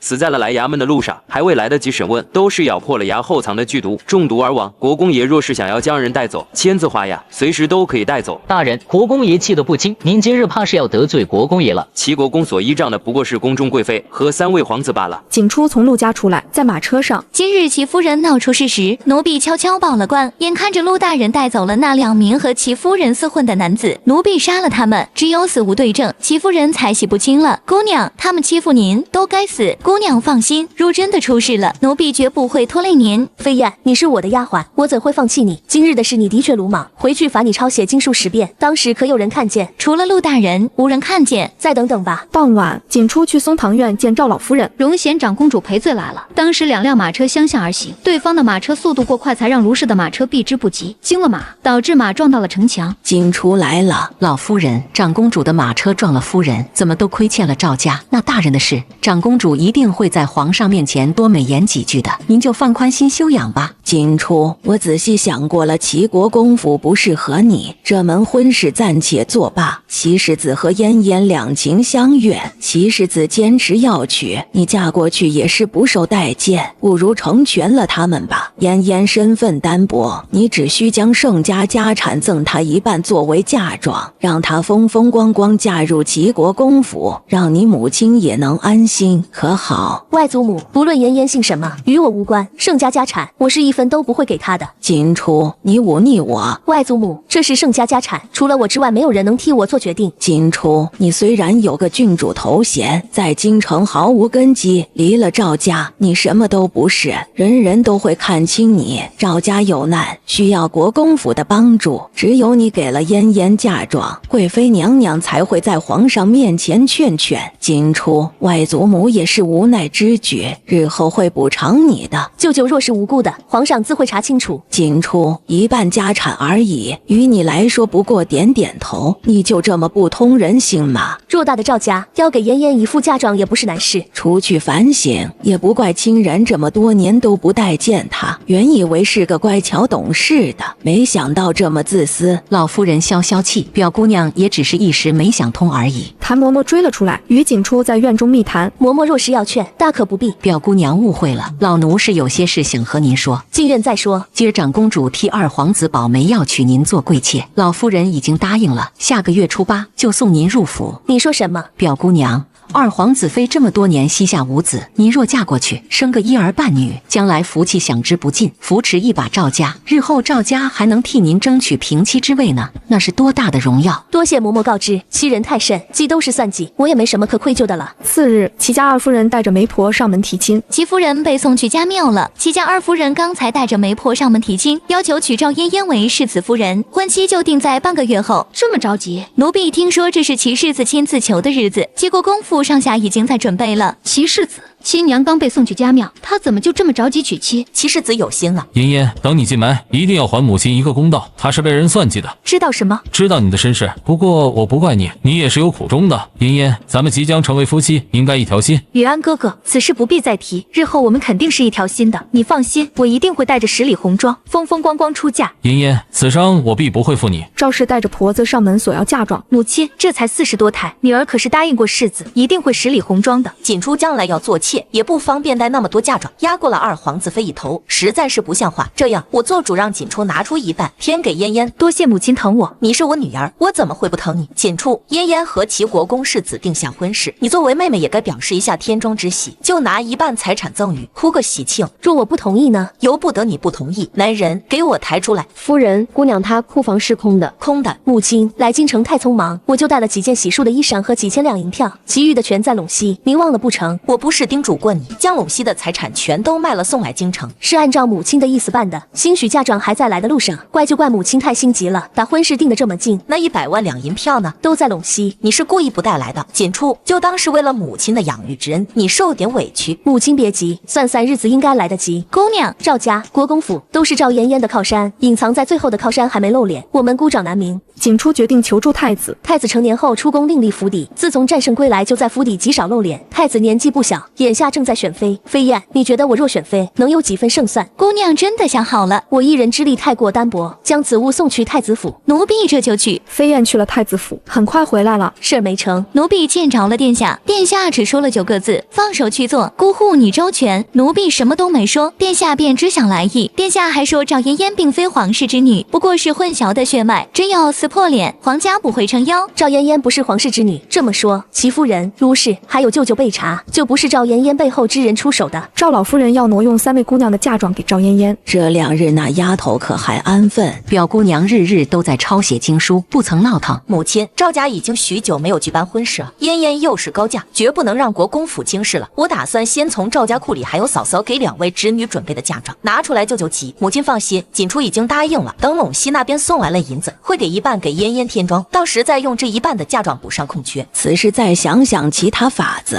，3个姐儿的嫁妆你就别打算了。大哥的案子还未查清，3个姐儿一时半会也说不成亲事。我这么做不也是为了赵家吗？看在这嫁妆的份上，齐国公府和齐贵妃一定不会不管赵家的。母亲，府上几个姐儿还没定呢，赵家为了赵嫣嫣已经足够配合了。老大媳妇，这嫁妆也只是暂时挪用，一定会还的。赵嫣嫣不风风光光嫁出去，真儿的事就永远搁置着。你难道要看着真儿一直闲赋在家，真儿1日不官复原职，3个姐儿就担个1日，你可要想好了。挪嫁妆也不是不行，让锦初亲自画押。谢，赵嫣嫣只是我的贴身丫鬟，主仆情谊，她成婚，我赐个10两银子当嫁妆已是抬举了。盛锦初，你怎么敢出尔反尔？我何曾答应过你？妹妹，这就是你的不对了。锦初压根没答应，你怎么好替她做决定？我是她母亲，自然有权替她决定。母亲，不是儿媳不肯帮忙，实在是风险太大，儿媳也无能为力。若3个姐儿因此耽搁了，那就是他们的命。锦初，留下1半家产，日后赵家一定会给你撑腰做主。女人嫁了人没有娘家支撑，必定会被欺负。那么请问外祖母何时替我讨过公道？明明知赏花宴之前我的脸被毁是有人故意为之，凤佩被摔更是污蔑，大火烧院危及性命，外祖母可曾追究？哼，是赵家和赵家躲在赵家的庇护下如此不懂规矩，有本事你离开赵家，识相的就签字画呀！你还是赵家的表姑娘。巧了不是，今日我就是来辞行的。锦初，你为了和长辈赌气，一个小姑娘家身怀巨款去了外面，必定被人盯上，你是存心要让人担心是不是？老夫人，金兆尹在外候着，说是皇上给盛国公赐了府邸，亲自提了匾额，要送表姑娘去新府。你早就知道金兆尹要来，我向朝廷捐赠100万两金饷，皇上怜悯我孤苦无依，特赐国公府一座，日后我盛家也是有门楣的。你说什么？你不是说那些银票都在陇西吗？昨儿才到京城，那为何不说？这是盛家的事，与你无关。你宁可白白给了朝廷，也不愿给嫣嫣做嫁妆，真是好狠毒的心。盛锦初，你凭什么捐赠我的嫁妆？你和盛家没有半点关系，怎么就成了你的嫁妆了？有本事入宫去找皇上要。盛锦初，没想到你居然这么薄情寡义，赏花宴上赵老夫人处处维护你，你出入京城也是赵老夫人护你，你却为了黄白之物翻脸不认人。盛锦初，你真自私。锦初，你一个人在京城无亲无故的，最后还是要靠赵家。今日你只要跟大家赔罪，并将剩下的家产送给我做嫁妆，我保证以后会庇佑你，还会看在从前的情分上，给你找一门好婚事。我儿心善，既然齐世子和赵家都反对我捐银，那好，我这就入宫一趟，将银子讨回来，送给齐世子和赵嫣嫣当新婚贺礼。毕竟你们2位成婚，哪有3斤吃不饱穿不暖来的重要？我不是这个意思。齐世子，我盛家家产和你没有半点关系，你为何屡屡惦记？难道是齐国公府穷得揭不开锅了？你若吃不起饭，拿着饭碗来盛国公府，我必定会许你3菜1汤。盛锦初，门外有金兆尹，我有圣旨御赐，你们敢抗旨不遵，阻我去处。我倒要看看你6亲不认能撑到何时。锦初带着人离开赵家，来到新赐的盛国公府。郡主，今日已搬家，莫要错过良辰吉时。皇上本来是要册封你做公主的，我替你回绝，要了个恩典，许你婚事自由，不畏强权。我和你父亲是知己好友，本以为你去了赵家能有个庇佑，不曾想被人算计。我护你也是看在你父亲的份上，日后的路还是要靠你自己。陆大人，多谢。郡主莫怕，日后咱们也是有家，不必寄人篱下了。郡主，我从陇西带了30余人，都是跟了老爷10几年的，个个忠信，留在府上，必定能帮郡主撑起盛家。齐叔，郡主，赵氏让赵嫣嫣风光大嫁，简直就是剜心。您才是亲女儿，赵嫣嫣想要嫁国公府，我老齐第一个不同意。我和她早就没了母女情分。至于赵嫣嫣，暂时不急，不用你出手，赵嫣嫣的日子也不会好过。再等等，等齐国公府成婚那日，我有大礼相赠，查一查赵家所有庄子有没有17年前被赵家撵出府上的。郡主放心，我这就安排。郡主，您1日没吃东西了，老奴炖了泸州鸭汤。这府是赵陇西老宅建的，陆大人有心了。陆大人30而立，至今未娶，前程无量。陆大人的确是个好人。次日，荣贤长公主登门拜访郡主，府上来客人了。天刚亮就有人给您下请帖参加宴会，还有荣贤长公主的马车就停在门口，去迎。不必多礼，本宫昨日听说你搬了新府邸，不请自来，郡主可别见怪。岂敢，长公主能来，是国公府蓬荜生辉。锦初，你一个人住在偌大的国公府，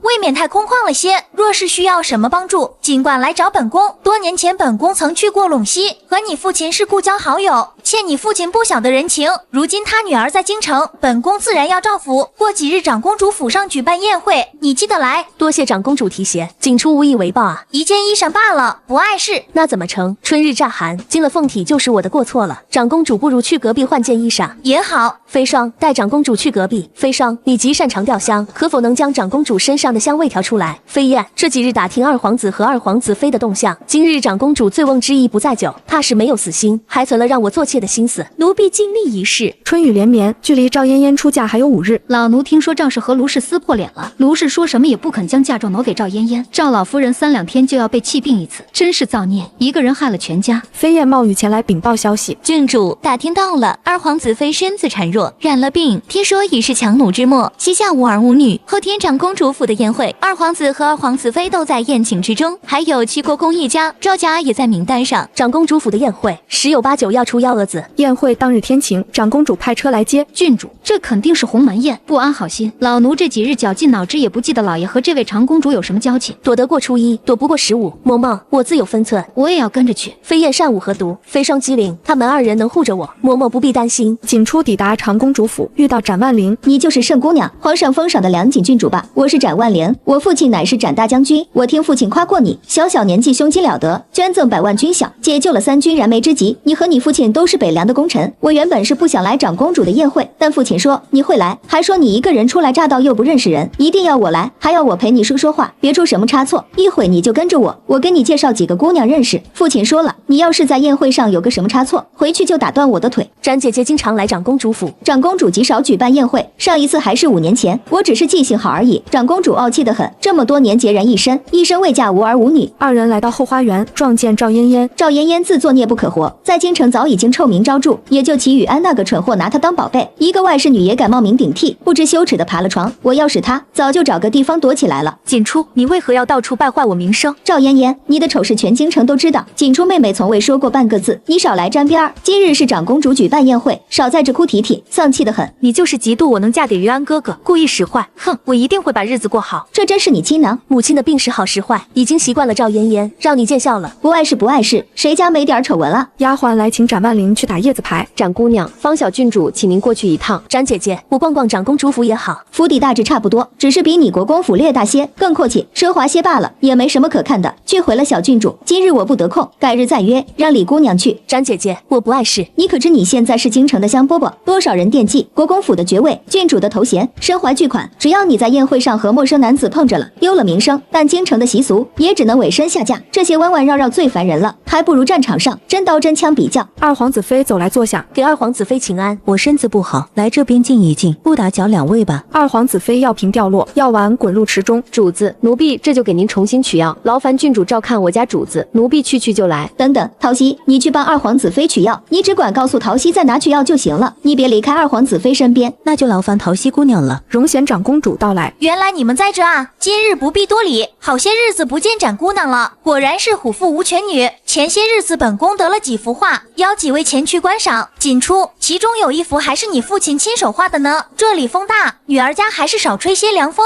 走吧，去瞧瞧。三皇子妃拉住展万灵叙旧，锦初独自前行。郡主将展万灵给支开，太明显了。长公主，府外来了个人，手里还捏着一卷画，说是要入府见一个人，就站在长公主府门前不肯离开。什么事儿这么毛毛躁躁的？无关紧要的人不必放进来，撵出去。长公主，此人拿着画卷来，说不定真的有要紧的事，不如放进来问个清楚，免得耽搁了事。罢了，带进来吧。圣姑娘，这人和你是旧相识。圣姑娘，圣老爷曾以话许诺我，若我高中就将你许配给我。后圣家出事了，我日日勤学苦读，却不曾想你已经从陇西大范山离开来了京城。我心急如焚，一路赶来。你胡说，盛锦珠和齐国公府是有婚约在身的，盛老爷又怎么会将盛锦珠许配给你？当初老爷决定要让嫣嫣姑娘顶替齐国公府的婚事，这样就能将盛姑娘留在陇西。谁曾想天算不如人算，盛姑娘还是来了京城。盛老爷已经不在了，死无对证，我说什么也是白搭。诸位就想想，我一个丫鬟怎么会冠上了盛姓，又被提前送来京城？嫣嫣委屈你了，这门婚事是她不要的，如今又后悔了，硬生生害了你。我没有这样出尔反尔、背信弃义的女儿。盛锦珠，明明是你看不上我国公府，却要往我头上泼脏水，好歹毒的心思。是色，盛姑娘不是故意的，求您大发慈悲，不要和盛姑娘计较。我会带着盛姑娘离开京城，回到陇西，完成盛老爷生前的遗愿。冯长安，除了这幅字画之外，可还有其他证据？总不能你空口白牙说什么就是什么吧？你这是不愿意和我相濡以沫，共度一生。盛锦珠，没想到你居然是这样的人，不仅背信弃义，还始乱终弃。齐世子，请慎言，我相信郡主不是这样的人。刚才郡主所言极是，仅凭一句话、一幅画也不能断定他说的就是真的。盛国公的真迹这世上还多得很呢。盛姑娘，这是你赠予我，要激励我早些高中，玉佩上还有你的小字。一枚玉佩而已，我相信郡主的性情高洁，不是思乡受受之人。这位冯公子一定是误会了。3年前郡主才12岁，还是个懵懂无知的小姑娘，能懂什么？盛老爷是陇西名门，见多识广，在当地颇有声誉，也绝对不会做出背信弃义之事。盛老爷不使郡主远嫁，又怎么会让你去考科举，高中状元入朝为官？将来还不是要留在京城？你说的话漏洞百出，根本经不起推敲。我答应过盛老爷，高中后一定会辞官回乡。高中只是向盛老爷证明我是有能力的，为了娶盛姑娘也有诚意。盛老爷已经不在，这些都是你的片面之词。你和盛姑娘早已是云泥之别，何必不自量力追来京城？你莫要欺负郡主一人孤苦无依。我告诉你，盛姑娘早已许给了二皇子府，来年就要入府。你若再敢纠缠，我绝不饶你。众人惊愕，议论纷纷。殿下，妾身实在不愿看见郡主被人误会。不怪你。二皇子妃慎言，我和二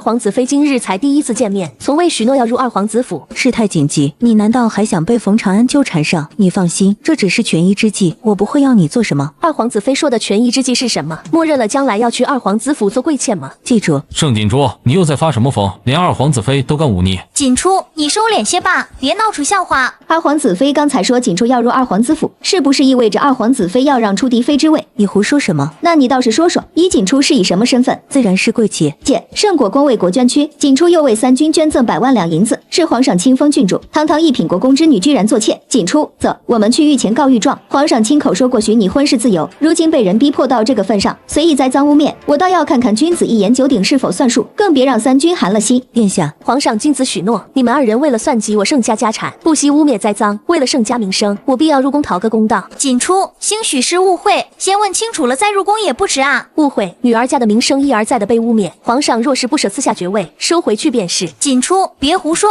那长公主的意思是让我认冯长安的话，还是应了二皇子妃的权宜之计呢？锦初郡主若是愿意，我可以许你嫔妻之位。锦初，见好就收。展姐姐，你我相识一场，求你替我死后要个清白，是我愚蠢，不该身怀巨款来了京城，处处被人算计，我一条命死不足惜，只求皇上彻查，不要误了盛家名声。锦初拔簪欲自尽，太子及时赶到打落簪子。又是你，殿下，这冯长安就是个不老实的，去年在临安就是用了这一招害了一位姑娘跳河，差点就死了，没想到胆子越来越大，居然跑来京城行骗了，这么拙劣的墨宝也好意思拿出来骗人。嗨，殿下居然一个人都没发现。太子，你怎么有兴致来了？许久不见姑姑，今日路过府上，听闻府上举办赏花宴，来瞧瞧。不过姑好像来的并不是时候，求太子殿下做主。何人在说话？是盛国公府独女盛锦初，皇上亲封的梁锦郡主，今日显被强行纳入府上，求殿下做主。此人今日拿着一卷书画，非说盛老爷在世时曾许诺了婚事，这样的泼皮无赖，盛老爷如何看得上？还有二皇子妃趁火打劫，逼盛姑娘上门做妾，若不是殿下来，盛姑娘今日就要血溅当场了。我亲耳听见了，绝不会有假。二弟要纳国公府独女做妾，怎会呢？一场误会罢了。姑虽不知始末，但此人是个惯犯。姑念他家中有可怜老母，酌情放了一马，如今又故技重施，罪无可恕。长庆转交京兆尹，务必要审问出结果。是，姑还有事，改日再来探望姑姑。锦初，你运气真好，冯长安这个惯犯落入京兆尹之手，一定会招认。谁要是再敢逼迫你做妾，你就来斩家。我求爹爹带你入宫去找皇上做主。锦初，今日的事本宫定会还你个公道。风波平息，锦初向长公主索要父亲画作。我还有个不情之请，还请长公主成全。你说，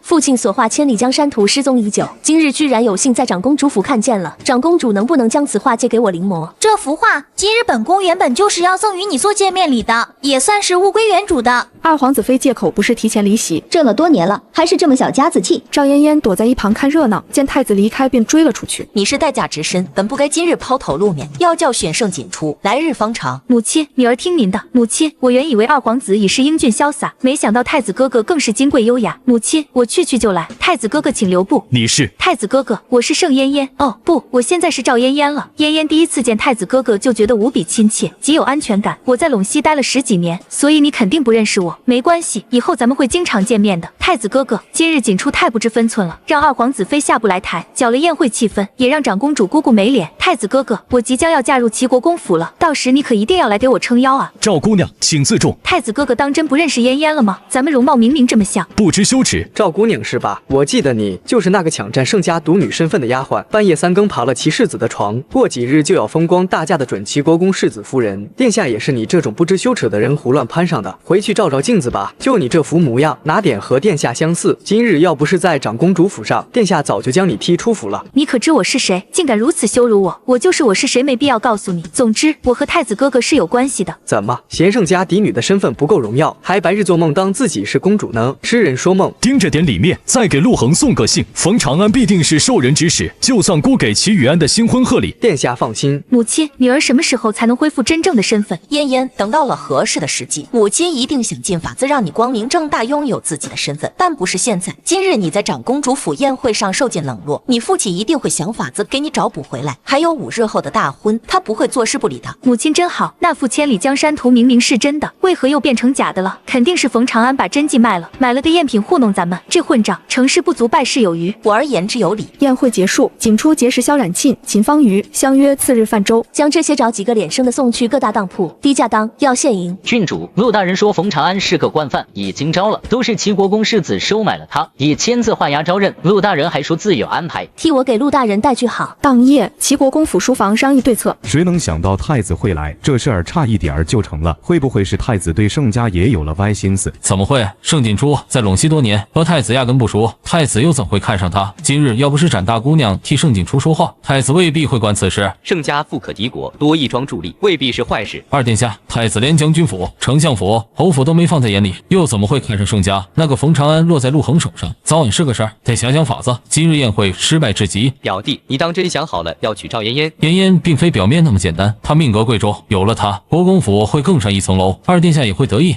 你当真要娶她？现在整个京城都在看齐国公府的笑话，眼下反悔还来得及。新来的这位陆大人可不是什么善茬，软硬不吃，据说和潇湘还有几分交情，你打算怎么办？父亲，儿子只娶嫣嫣一人，您相信儿子这次，父亲不必担心，我有分寸。赵家同样灯火通明，商议嫁妆之事。这么说，先前荣贤长公主答应要替赵家在圣上面前说话，也作罢了。这丫头固执得很，盛国公府不过是皇上一时心软才册封，等过一阵子皇上淡忘了，她必定被人算计。与其如此，还不如入了二皇子府做贵妾。二皇子妃身子弱，膝下无子无女，将来她要是个命好的，说不定还会今日的事没成，过几日嫣嫣出嫁，拿不出那么多嫁妆，又该如何？此事不急，只能徐徐图之，同在京城机会还有的是，再等等吧，说不定上面还有赏赐，总不能看着嫣嫣就这么稀里糊涂的嫁了。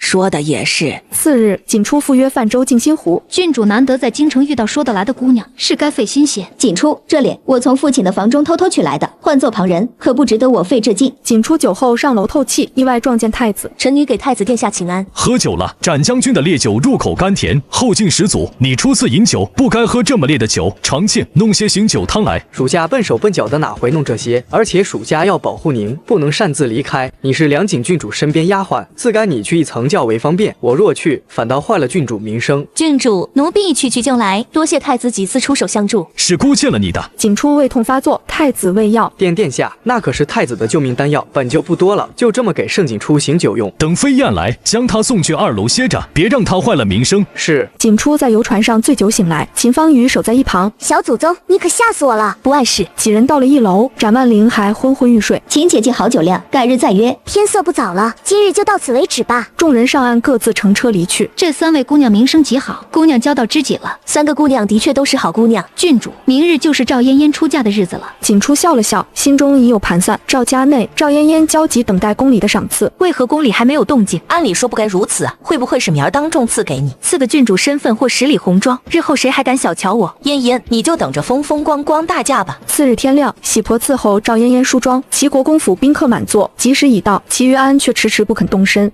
吉时到了，该去迎亲了。上辈子今日，皇上赐了黄金万两，封我为将军。父亲，再等等。又过半个时辰，宾客中开始传出嘲笑声。怎么还不去迎亲？吉时都过了，一个丫鬟也配做世子夫人？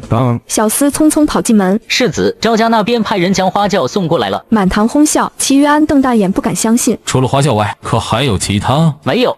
究竟在搞什么名堂？齐于安硬着头皮去接人。齐于安出门，看着花轿停在门口，四周百姓满脸嘲讽。世子该替花轿迎新娘了。齐于安牵出赵嫣嫣，两人进门拜堂。世子哥哥，嫣嫣，我来娶你了。1拜天地，2拜高堂，夫妻对拜，送入洞房。刚拜完堂，管家白着脸跑进来。不好了，陆大人上门要请世子去府衙问话。今日办喜事，他陆恒难道不知？自然知晓，问几句话就走。身正不怕影子斜，就在这问吧。你确定？陆恒展开罪证。冯长安招认受其世子收买，故意污蔑郡主名声。胡说，血口喷人，人证物证都在，千里江山图下剑被冯长安变卖了。你这是故意栽赃陷害。去府衙和冯长安对峙，若冤枉定还你公道。身正不怕影子斜，世子该配合。好，我跟你去。两人刚走，10几个掌柜围住了大门。求大人做主，有人典当的都是郡主的陪嫁。这3年赵家人没少典当盛家职务，求大人给郡主做主。宾客们议论纷纷，舆论一边倒。请世子夫人也去府衙录口供。新房内，赵嫣嫣坐在喜榻上，快去看看是谁在府上闹事。肯定是误会，谁敢来国公府闹事？2门房的丫鬟慌张跑来，不好了，有人告您偷窃郡主嫁妆，陆大人要带您去府衙。你再说一遍，盛景初，你今日坏我婚礼，我饶不了你。府外3拨人闹得不可开交，去请世子夫人来。这都是盛景初故意栽赃陷害，人证物证都在，你该怎么解释？陆大人就是故意来闹事的。陆大人曾向盛家提亲被拒，这是报复。休要胡言，难不成郡主也买通了皇上？他不是这个意思。他几次3番帮盛景初，必有猫腻。你一个丫鬟也配污蔑朝廷大官和我家郡主？来人，给我抓住他！2个丫鬟冲上前，被飞燕一招制住。偷东西是事实，申国公府定要追究到底。赵嫣嫣看向齐于安，无言以对。为了盛景初得罪齐国公府，对你有什么好处？本官奉皇命办案，世子若冤枉，拿出证据来。世子夫人，请吧。陆恒，你当真要将人带走？国公爷是想以权压人。齐国公怒极反笑让开路。赵家内，赵老夫人和赵氏正在说话。嫣嫣就这么冷清清嫁出去了，我心里不是滋味。 40台嫁妆不少了，你还有3个侄女儿要考虑。若不是你得罪了景初，也不至于落得今日下场。他但凡露一点给嫣嫣，今日也不会这么寒酸。谭嬷嬷慌张跑进来，老夫人出事了，表姑娘告了赵家和嫣嫣姑娘。陆恒怎么敢带走嫣嫣？表姑娘是怎么查到铺子头上的？那铺子就是盛家名下的，有3年的典当记录。你连盛家铺子都分不清，我带走的是我自个儿的东西，怎么就成他的了？站住！景初这丫头步步为谋，今日就是故意的。她就是个草包，不过是背后有人怂恿罢了。她做的这一切，你还觉得是巧合？不可能，她从小就听我的话。景初走进门来，外祖母、母亲，你怎么来了？松堂院还给你留着位置呢。在赵家，我毕竟是个外人。你外祖母居尊降贵，你居然不领情。景初拿出当票放在桌上，这3年当了52件盛家物件，要么是母亲，要么是赵嫣嫣。你要告我，我可是你母亲。是你偷了变卖，还是被人怂恿不知情？福姑奶奶去偏房，你究竟要如何？开诚布公谈一谈。我想知道17年前的事，我父亲究竟是怎么死的？你父亲出海遇到大浪，死在了海里。父亲死后，盛家一场大火烧光了祖宅，多谢外祖母解答。景初偷盗的事，此事已上报官府，官府定会查清。景初走后，赵氏回来，那丫头说什么了？盛景初已经怀疑盛家的火灾了。怎么可能呢？偷盗的事你自己看着办，莫要牵扯上赵家。外头传来京兆引来了的消息，马车上飞霜握着景初的手。郡主，我倒要看看他会自保还是保赵赵嫣嫣，不是每一对父母都爱自己的孩子。说的也是。回到圣国公府，展万灵和秦方瑜早已在门口等候。听说你嫁妆被盗，我们特意来看你。先进去再说吧。我已经跟父亲说了，这事儿一定会盯着到底。还牵扯上展将军，实在不好意思。你就是太能忍了，赵嫣嫣太欺负人了。赵嫣嫣当众污蔑陆大人，真是蠢货。陆大人不过是和我父亲交好罢了。户部尚书求情的折子都被皇上压下了，齐国公府这次没人撑腰，他们肯定要栽跟头。齐宇安前阵子还买了块荒野山地，你怎么会知道齐世子买了块荒野山地？离北大营10几里地，被围成了私人场地。萧姐姐托我给你带个好，太子选妃她出不来。送走两人后，飞燕匆匆赶回。夫人认了偷盗的罪，说是一种发作，去盯着齐世子和那块荒野山地，有动静立刻报我。春雨绵绵，锦初站在屋檐下。郡主，您好几日没合眼了，歇一歇吧。看来今日不是个好日子，并不适合成婚。丫鬟来报有轿子来访，给贵客上雪峰云雾。那茶极贵重，您自个儿都舍不得喝。这云雾就是为了这位客人准备的。赵老夫人在门口等了半个时辰，老夫人，表姑娘没来，再等等。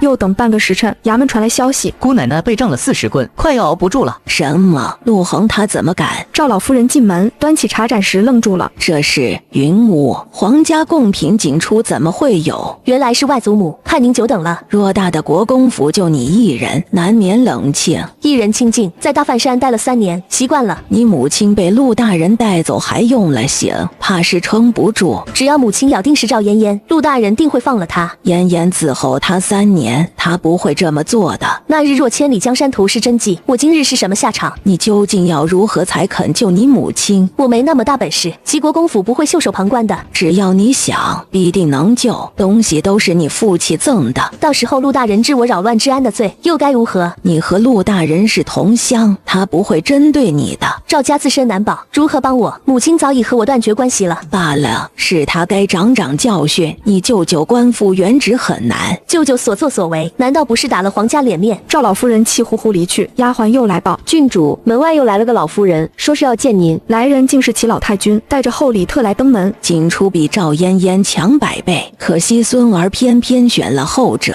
窗外雷雨交加，圣国公府大堂内茶香袅袅，齐老太君带着厚礼登门，言语间满是试探与拉拢。冒昧打搅，郡主见谅，今日特备薄礼，还请郡主笑纳。老太君客气了，若不介意，请进来喝点茶暖和暖和。真是可惜了，就差一点郡主就成了齐国公府的孙媳，是我那个不成器的孙子没福气。是啊，造化弄人。不过嫣嫣和世子两情相悦，也算是一桩美谈。赵嫣嫣冒名顶替，又犯下偷盗之罪，国公府断然不能让她做世子夫人。这门婚事是你父亲在世时定下的，日后到了地底下，我实在没脸去见他。婚事已成，那也是没法子了。只要郡主愿意，齐国公府还可以休了赵嫣嫣，八抬大轿重新娶您过府，保准给您风风光光的婚礼。盛锦初垂眸不语，脸上泛起不自然的红晕，紧紧攥住手帕，这副模样让齐老太君眼中的怒意消散大半。就在此时，门外雷声轰鸣，一道浑身湿透的身影提着剑闯入大堂。盛锦初，你这个贱人，我知道是你在背后捣乱，你简直死有余辜。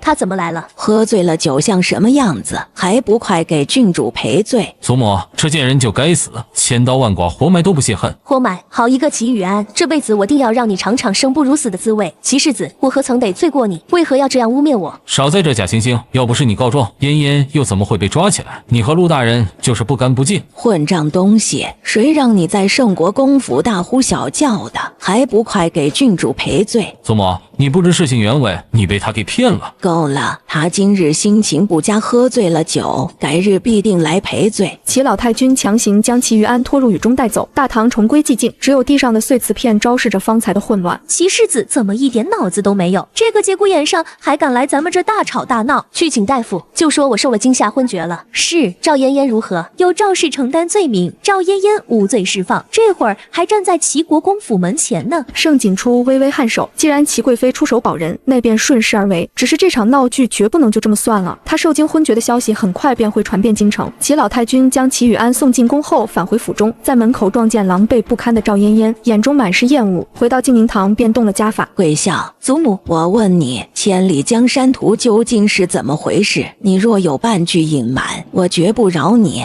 我不知情。你和赵氏究竟是什么关系？他怎会为了你冷落亲生女儿，拿着盛老爷的千千里江山图做幌子害郡主。祖母，我真的不知道。你若再不肯说实话，我只能将你送回赵家了。我的确不是丫鬟，另有身份。祖母还是别打听的好，免得齐国公府承受不住。你好大的口气！我的身份不比盛景初逊色，不是我配不上世子，而是世子高攀了我。有些事不便明说，祖母再耐心等等，很快就有人要倒霉了。就是皇子来了国公府，也得恭恭敬敬行礼，带他去祠堂跪着，没有我的吩咐不准起来。赵嫣嫣被拖入祠堂罚跪，直到天色擦黑也未见人来。她用戒指贿赂了看门的嬷嬷，才得知其余安因擅闯圣国公府，被罚跪御前。国公爷回来了，世子被扣在了宫中，这会儿跪在御前反省呢。这怎么可能呢？世子可是我的丈夫。奴婢听说世子是因为擅自闯入圣国公府才会被扣下来。展将军入宫当着皇上面前提及此事，皇上气恼不已。若不是展将军施压，皇上绝不会这么做。好好的将军府乱掺和什么？深夜，齐于安拖着受罚的双腿从宫中归来，推开祠堂大门，看见蜷缩在蒲团上瑟瑟发抖的赵嫣嫣，心中涌起一丝怜惜。嫣嫣，夜深了，我接你回去。夫君，你没事吧？我无碍，走吧。新房内喜烛摇曳，赵嫣嫣强忍委屈服侍齐雨安更衣，却发现丈夫眼中满是审视。关于牢中岳母的询问让她措手不及。嫣嫣，岳母还在府衙，你可有什么打算？母亲认了罪，陆大人也不会轻易放了她。咱们卷进去岂不是被连累？夫君，我的意思是赵家不会不管的，贸然插手会连累你。嫣嫣，我不会丢下岳母不管的。多谢夫君体谅。两人合衣而眠，赵嫣嫣满心期待的新婚之夜在丈夫沉沉的睡梦中草草收场，而她未曾察觉枕边人的心已悄然生变。次日清晨，齐于安向齐国公认错并坦白重生之事，以北大营荒山下的前朝皇陵和外室妙纯娘子的双生子为证，终于换回了父亲的信任。父亲，嫣嫣其实并不是个丫鬟，而是公主，只是身份暂时不便明说。儿子娶了嫣嫣后，一路扶摇直上，她是福女，是明珠蒙尘。如何证实？北大营附近有一块荒地，地底下藏着一座前朝皇陵，里面陪葬的金银珠宝无数，还有上万箱兵器。那座荒地已被我悄悄买下，只要北大营摸离，就可趁机挖掘。齐国公哑口无言。西柳胡同的妙纯娘子已有孕3月，腹中乃是双生子。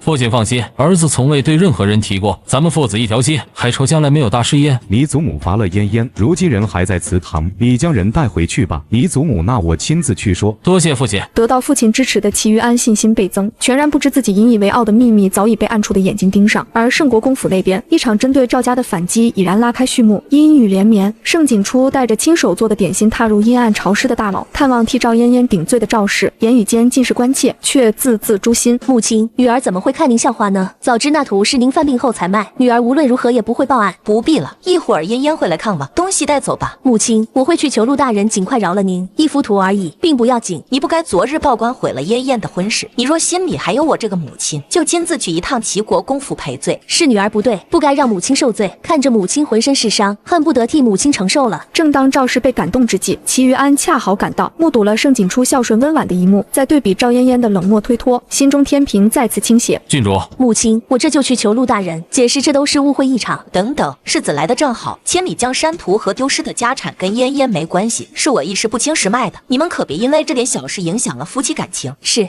母亲所言极是。世子，你听，这都是一场误会。齐于安看着躲在丫鬟身后楚楚可怜的盛景初，脑海中浮现出赵嫣嫣拒绝探监时的理直气壮。嫣嫣明明说过不会不管岳母，为何言行如此不一？世子，嫣嫣呢？怎么没来？是不是嫣嫣出事了？母亲，嫣嫣会来的，她已为人妇，哪是想出就能出来的？探视的时间到了，两位主子别让小的们为难。母亲，我这就去找陆大人说个明白，您再等等。盛景初撑着伞步入雨中，渐行渐远。齐于安望着那道纤细背影出神，转头询问小厮赵家是否派人打点，得到的否定答案让他眉头锁得更紧。接连数日，盛景初坚持探监，赵氏的态度逐渐软化，却始终等不来赵嫣嫣的身影。而盛景初也在暗中寻找前世折磨自己的仇人。你可曾去过齐国公府赔罪？郡主去过，只是被世子夫人身边的人给撵走了，还羞辱了郡主，执意不肯让郡主进门。母亲，嫣嫣这几日没来吗？你还没见着陆大人，是女儿的错，看在母亲的份上，女儿不会再追究嫣嫣了。锦初，你想法子给嫣嫣送个消息，让她来探望我。是。离开牢房时，盛景初的目光死死锁定齐于安身后那名谄媚的小厮，那张脸正是前世在牢中对他施暴的狱卒安南，仇恨翻涌却被他完美掩饰。你又何必白白浪费心思呢？纵使能侥幸逃过一劫，注定是要死的。我和世子无冤无仇，世子为何要处处和我过意不去？郡主可认识此人？安南也是来自陇西，奴才给郡主请安了。丹南，这辈子你落在我手里，定要你百倍偿还。陇西数十万人口，我一个大家闺秀又怎么会认识外男？齐世子，女儿家名声何其珍贵，还请高抬贵手。郡主再好好看看，这位安南会耍得一手好鞭。殿下，太子的马车适时出现，打断了对峙。一名被打得血肉模糊的男子被拖到众人面前，正是另一名前世虐待盛景初的狱卒怀远。世子来的正好，孤还有事要问你。此人几次鬼鬼祟祟跟随孤，打得半死，只招了个旗子。齐世子可认识此人？闲杂人等勿要逗留。臣女告退。马车内，盛景初紧握掌心，得知怀远落入太子手中且已被废，心中迷雾渐散。前世的仇敌正一个个走向末路，而太子的介入让局势愈发微妙。夜幕降临，齐于安得知心腹怀远被太子废掉4肢5官，恐惧与猜疑涌上心头，怀疑太子或许也是重生之人，专门针对自己而来。怀远怎么会落在太子手上？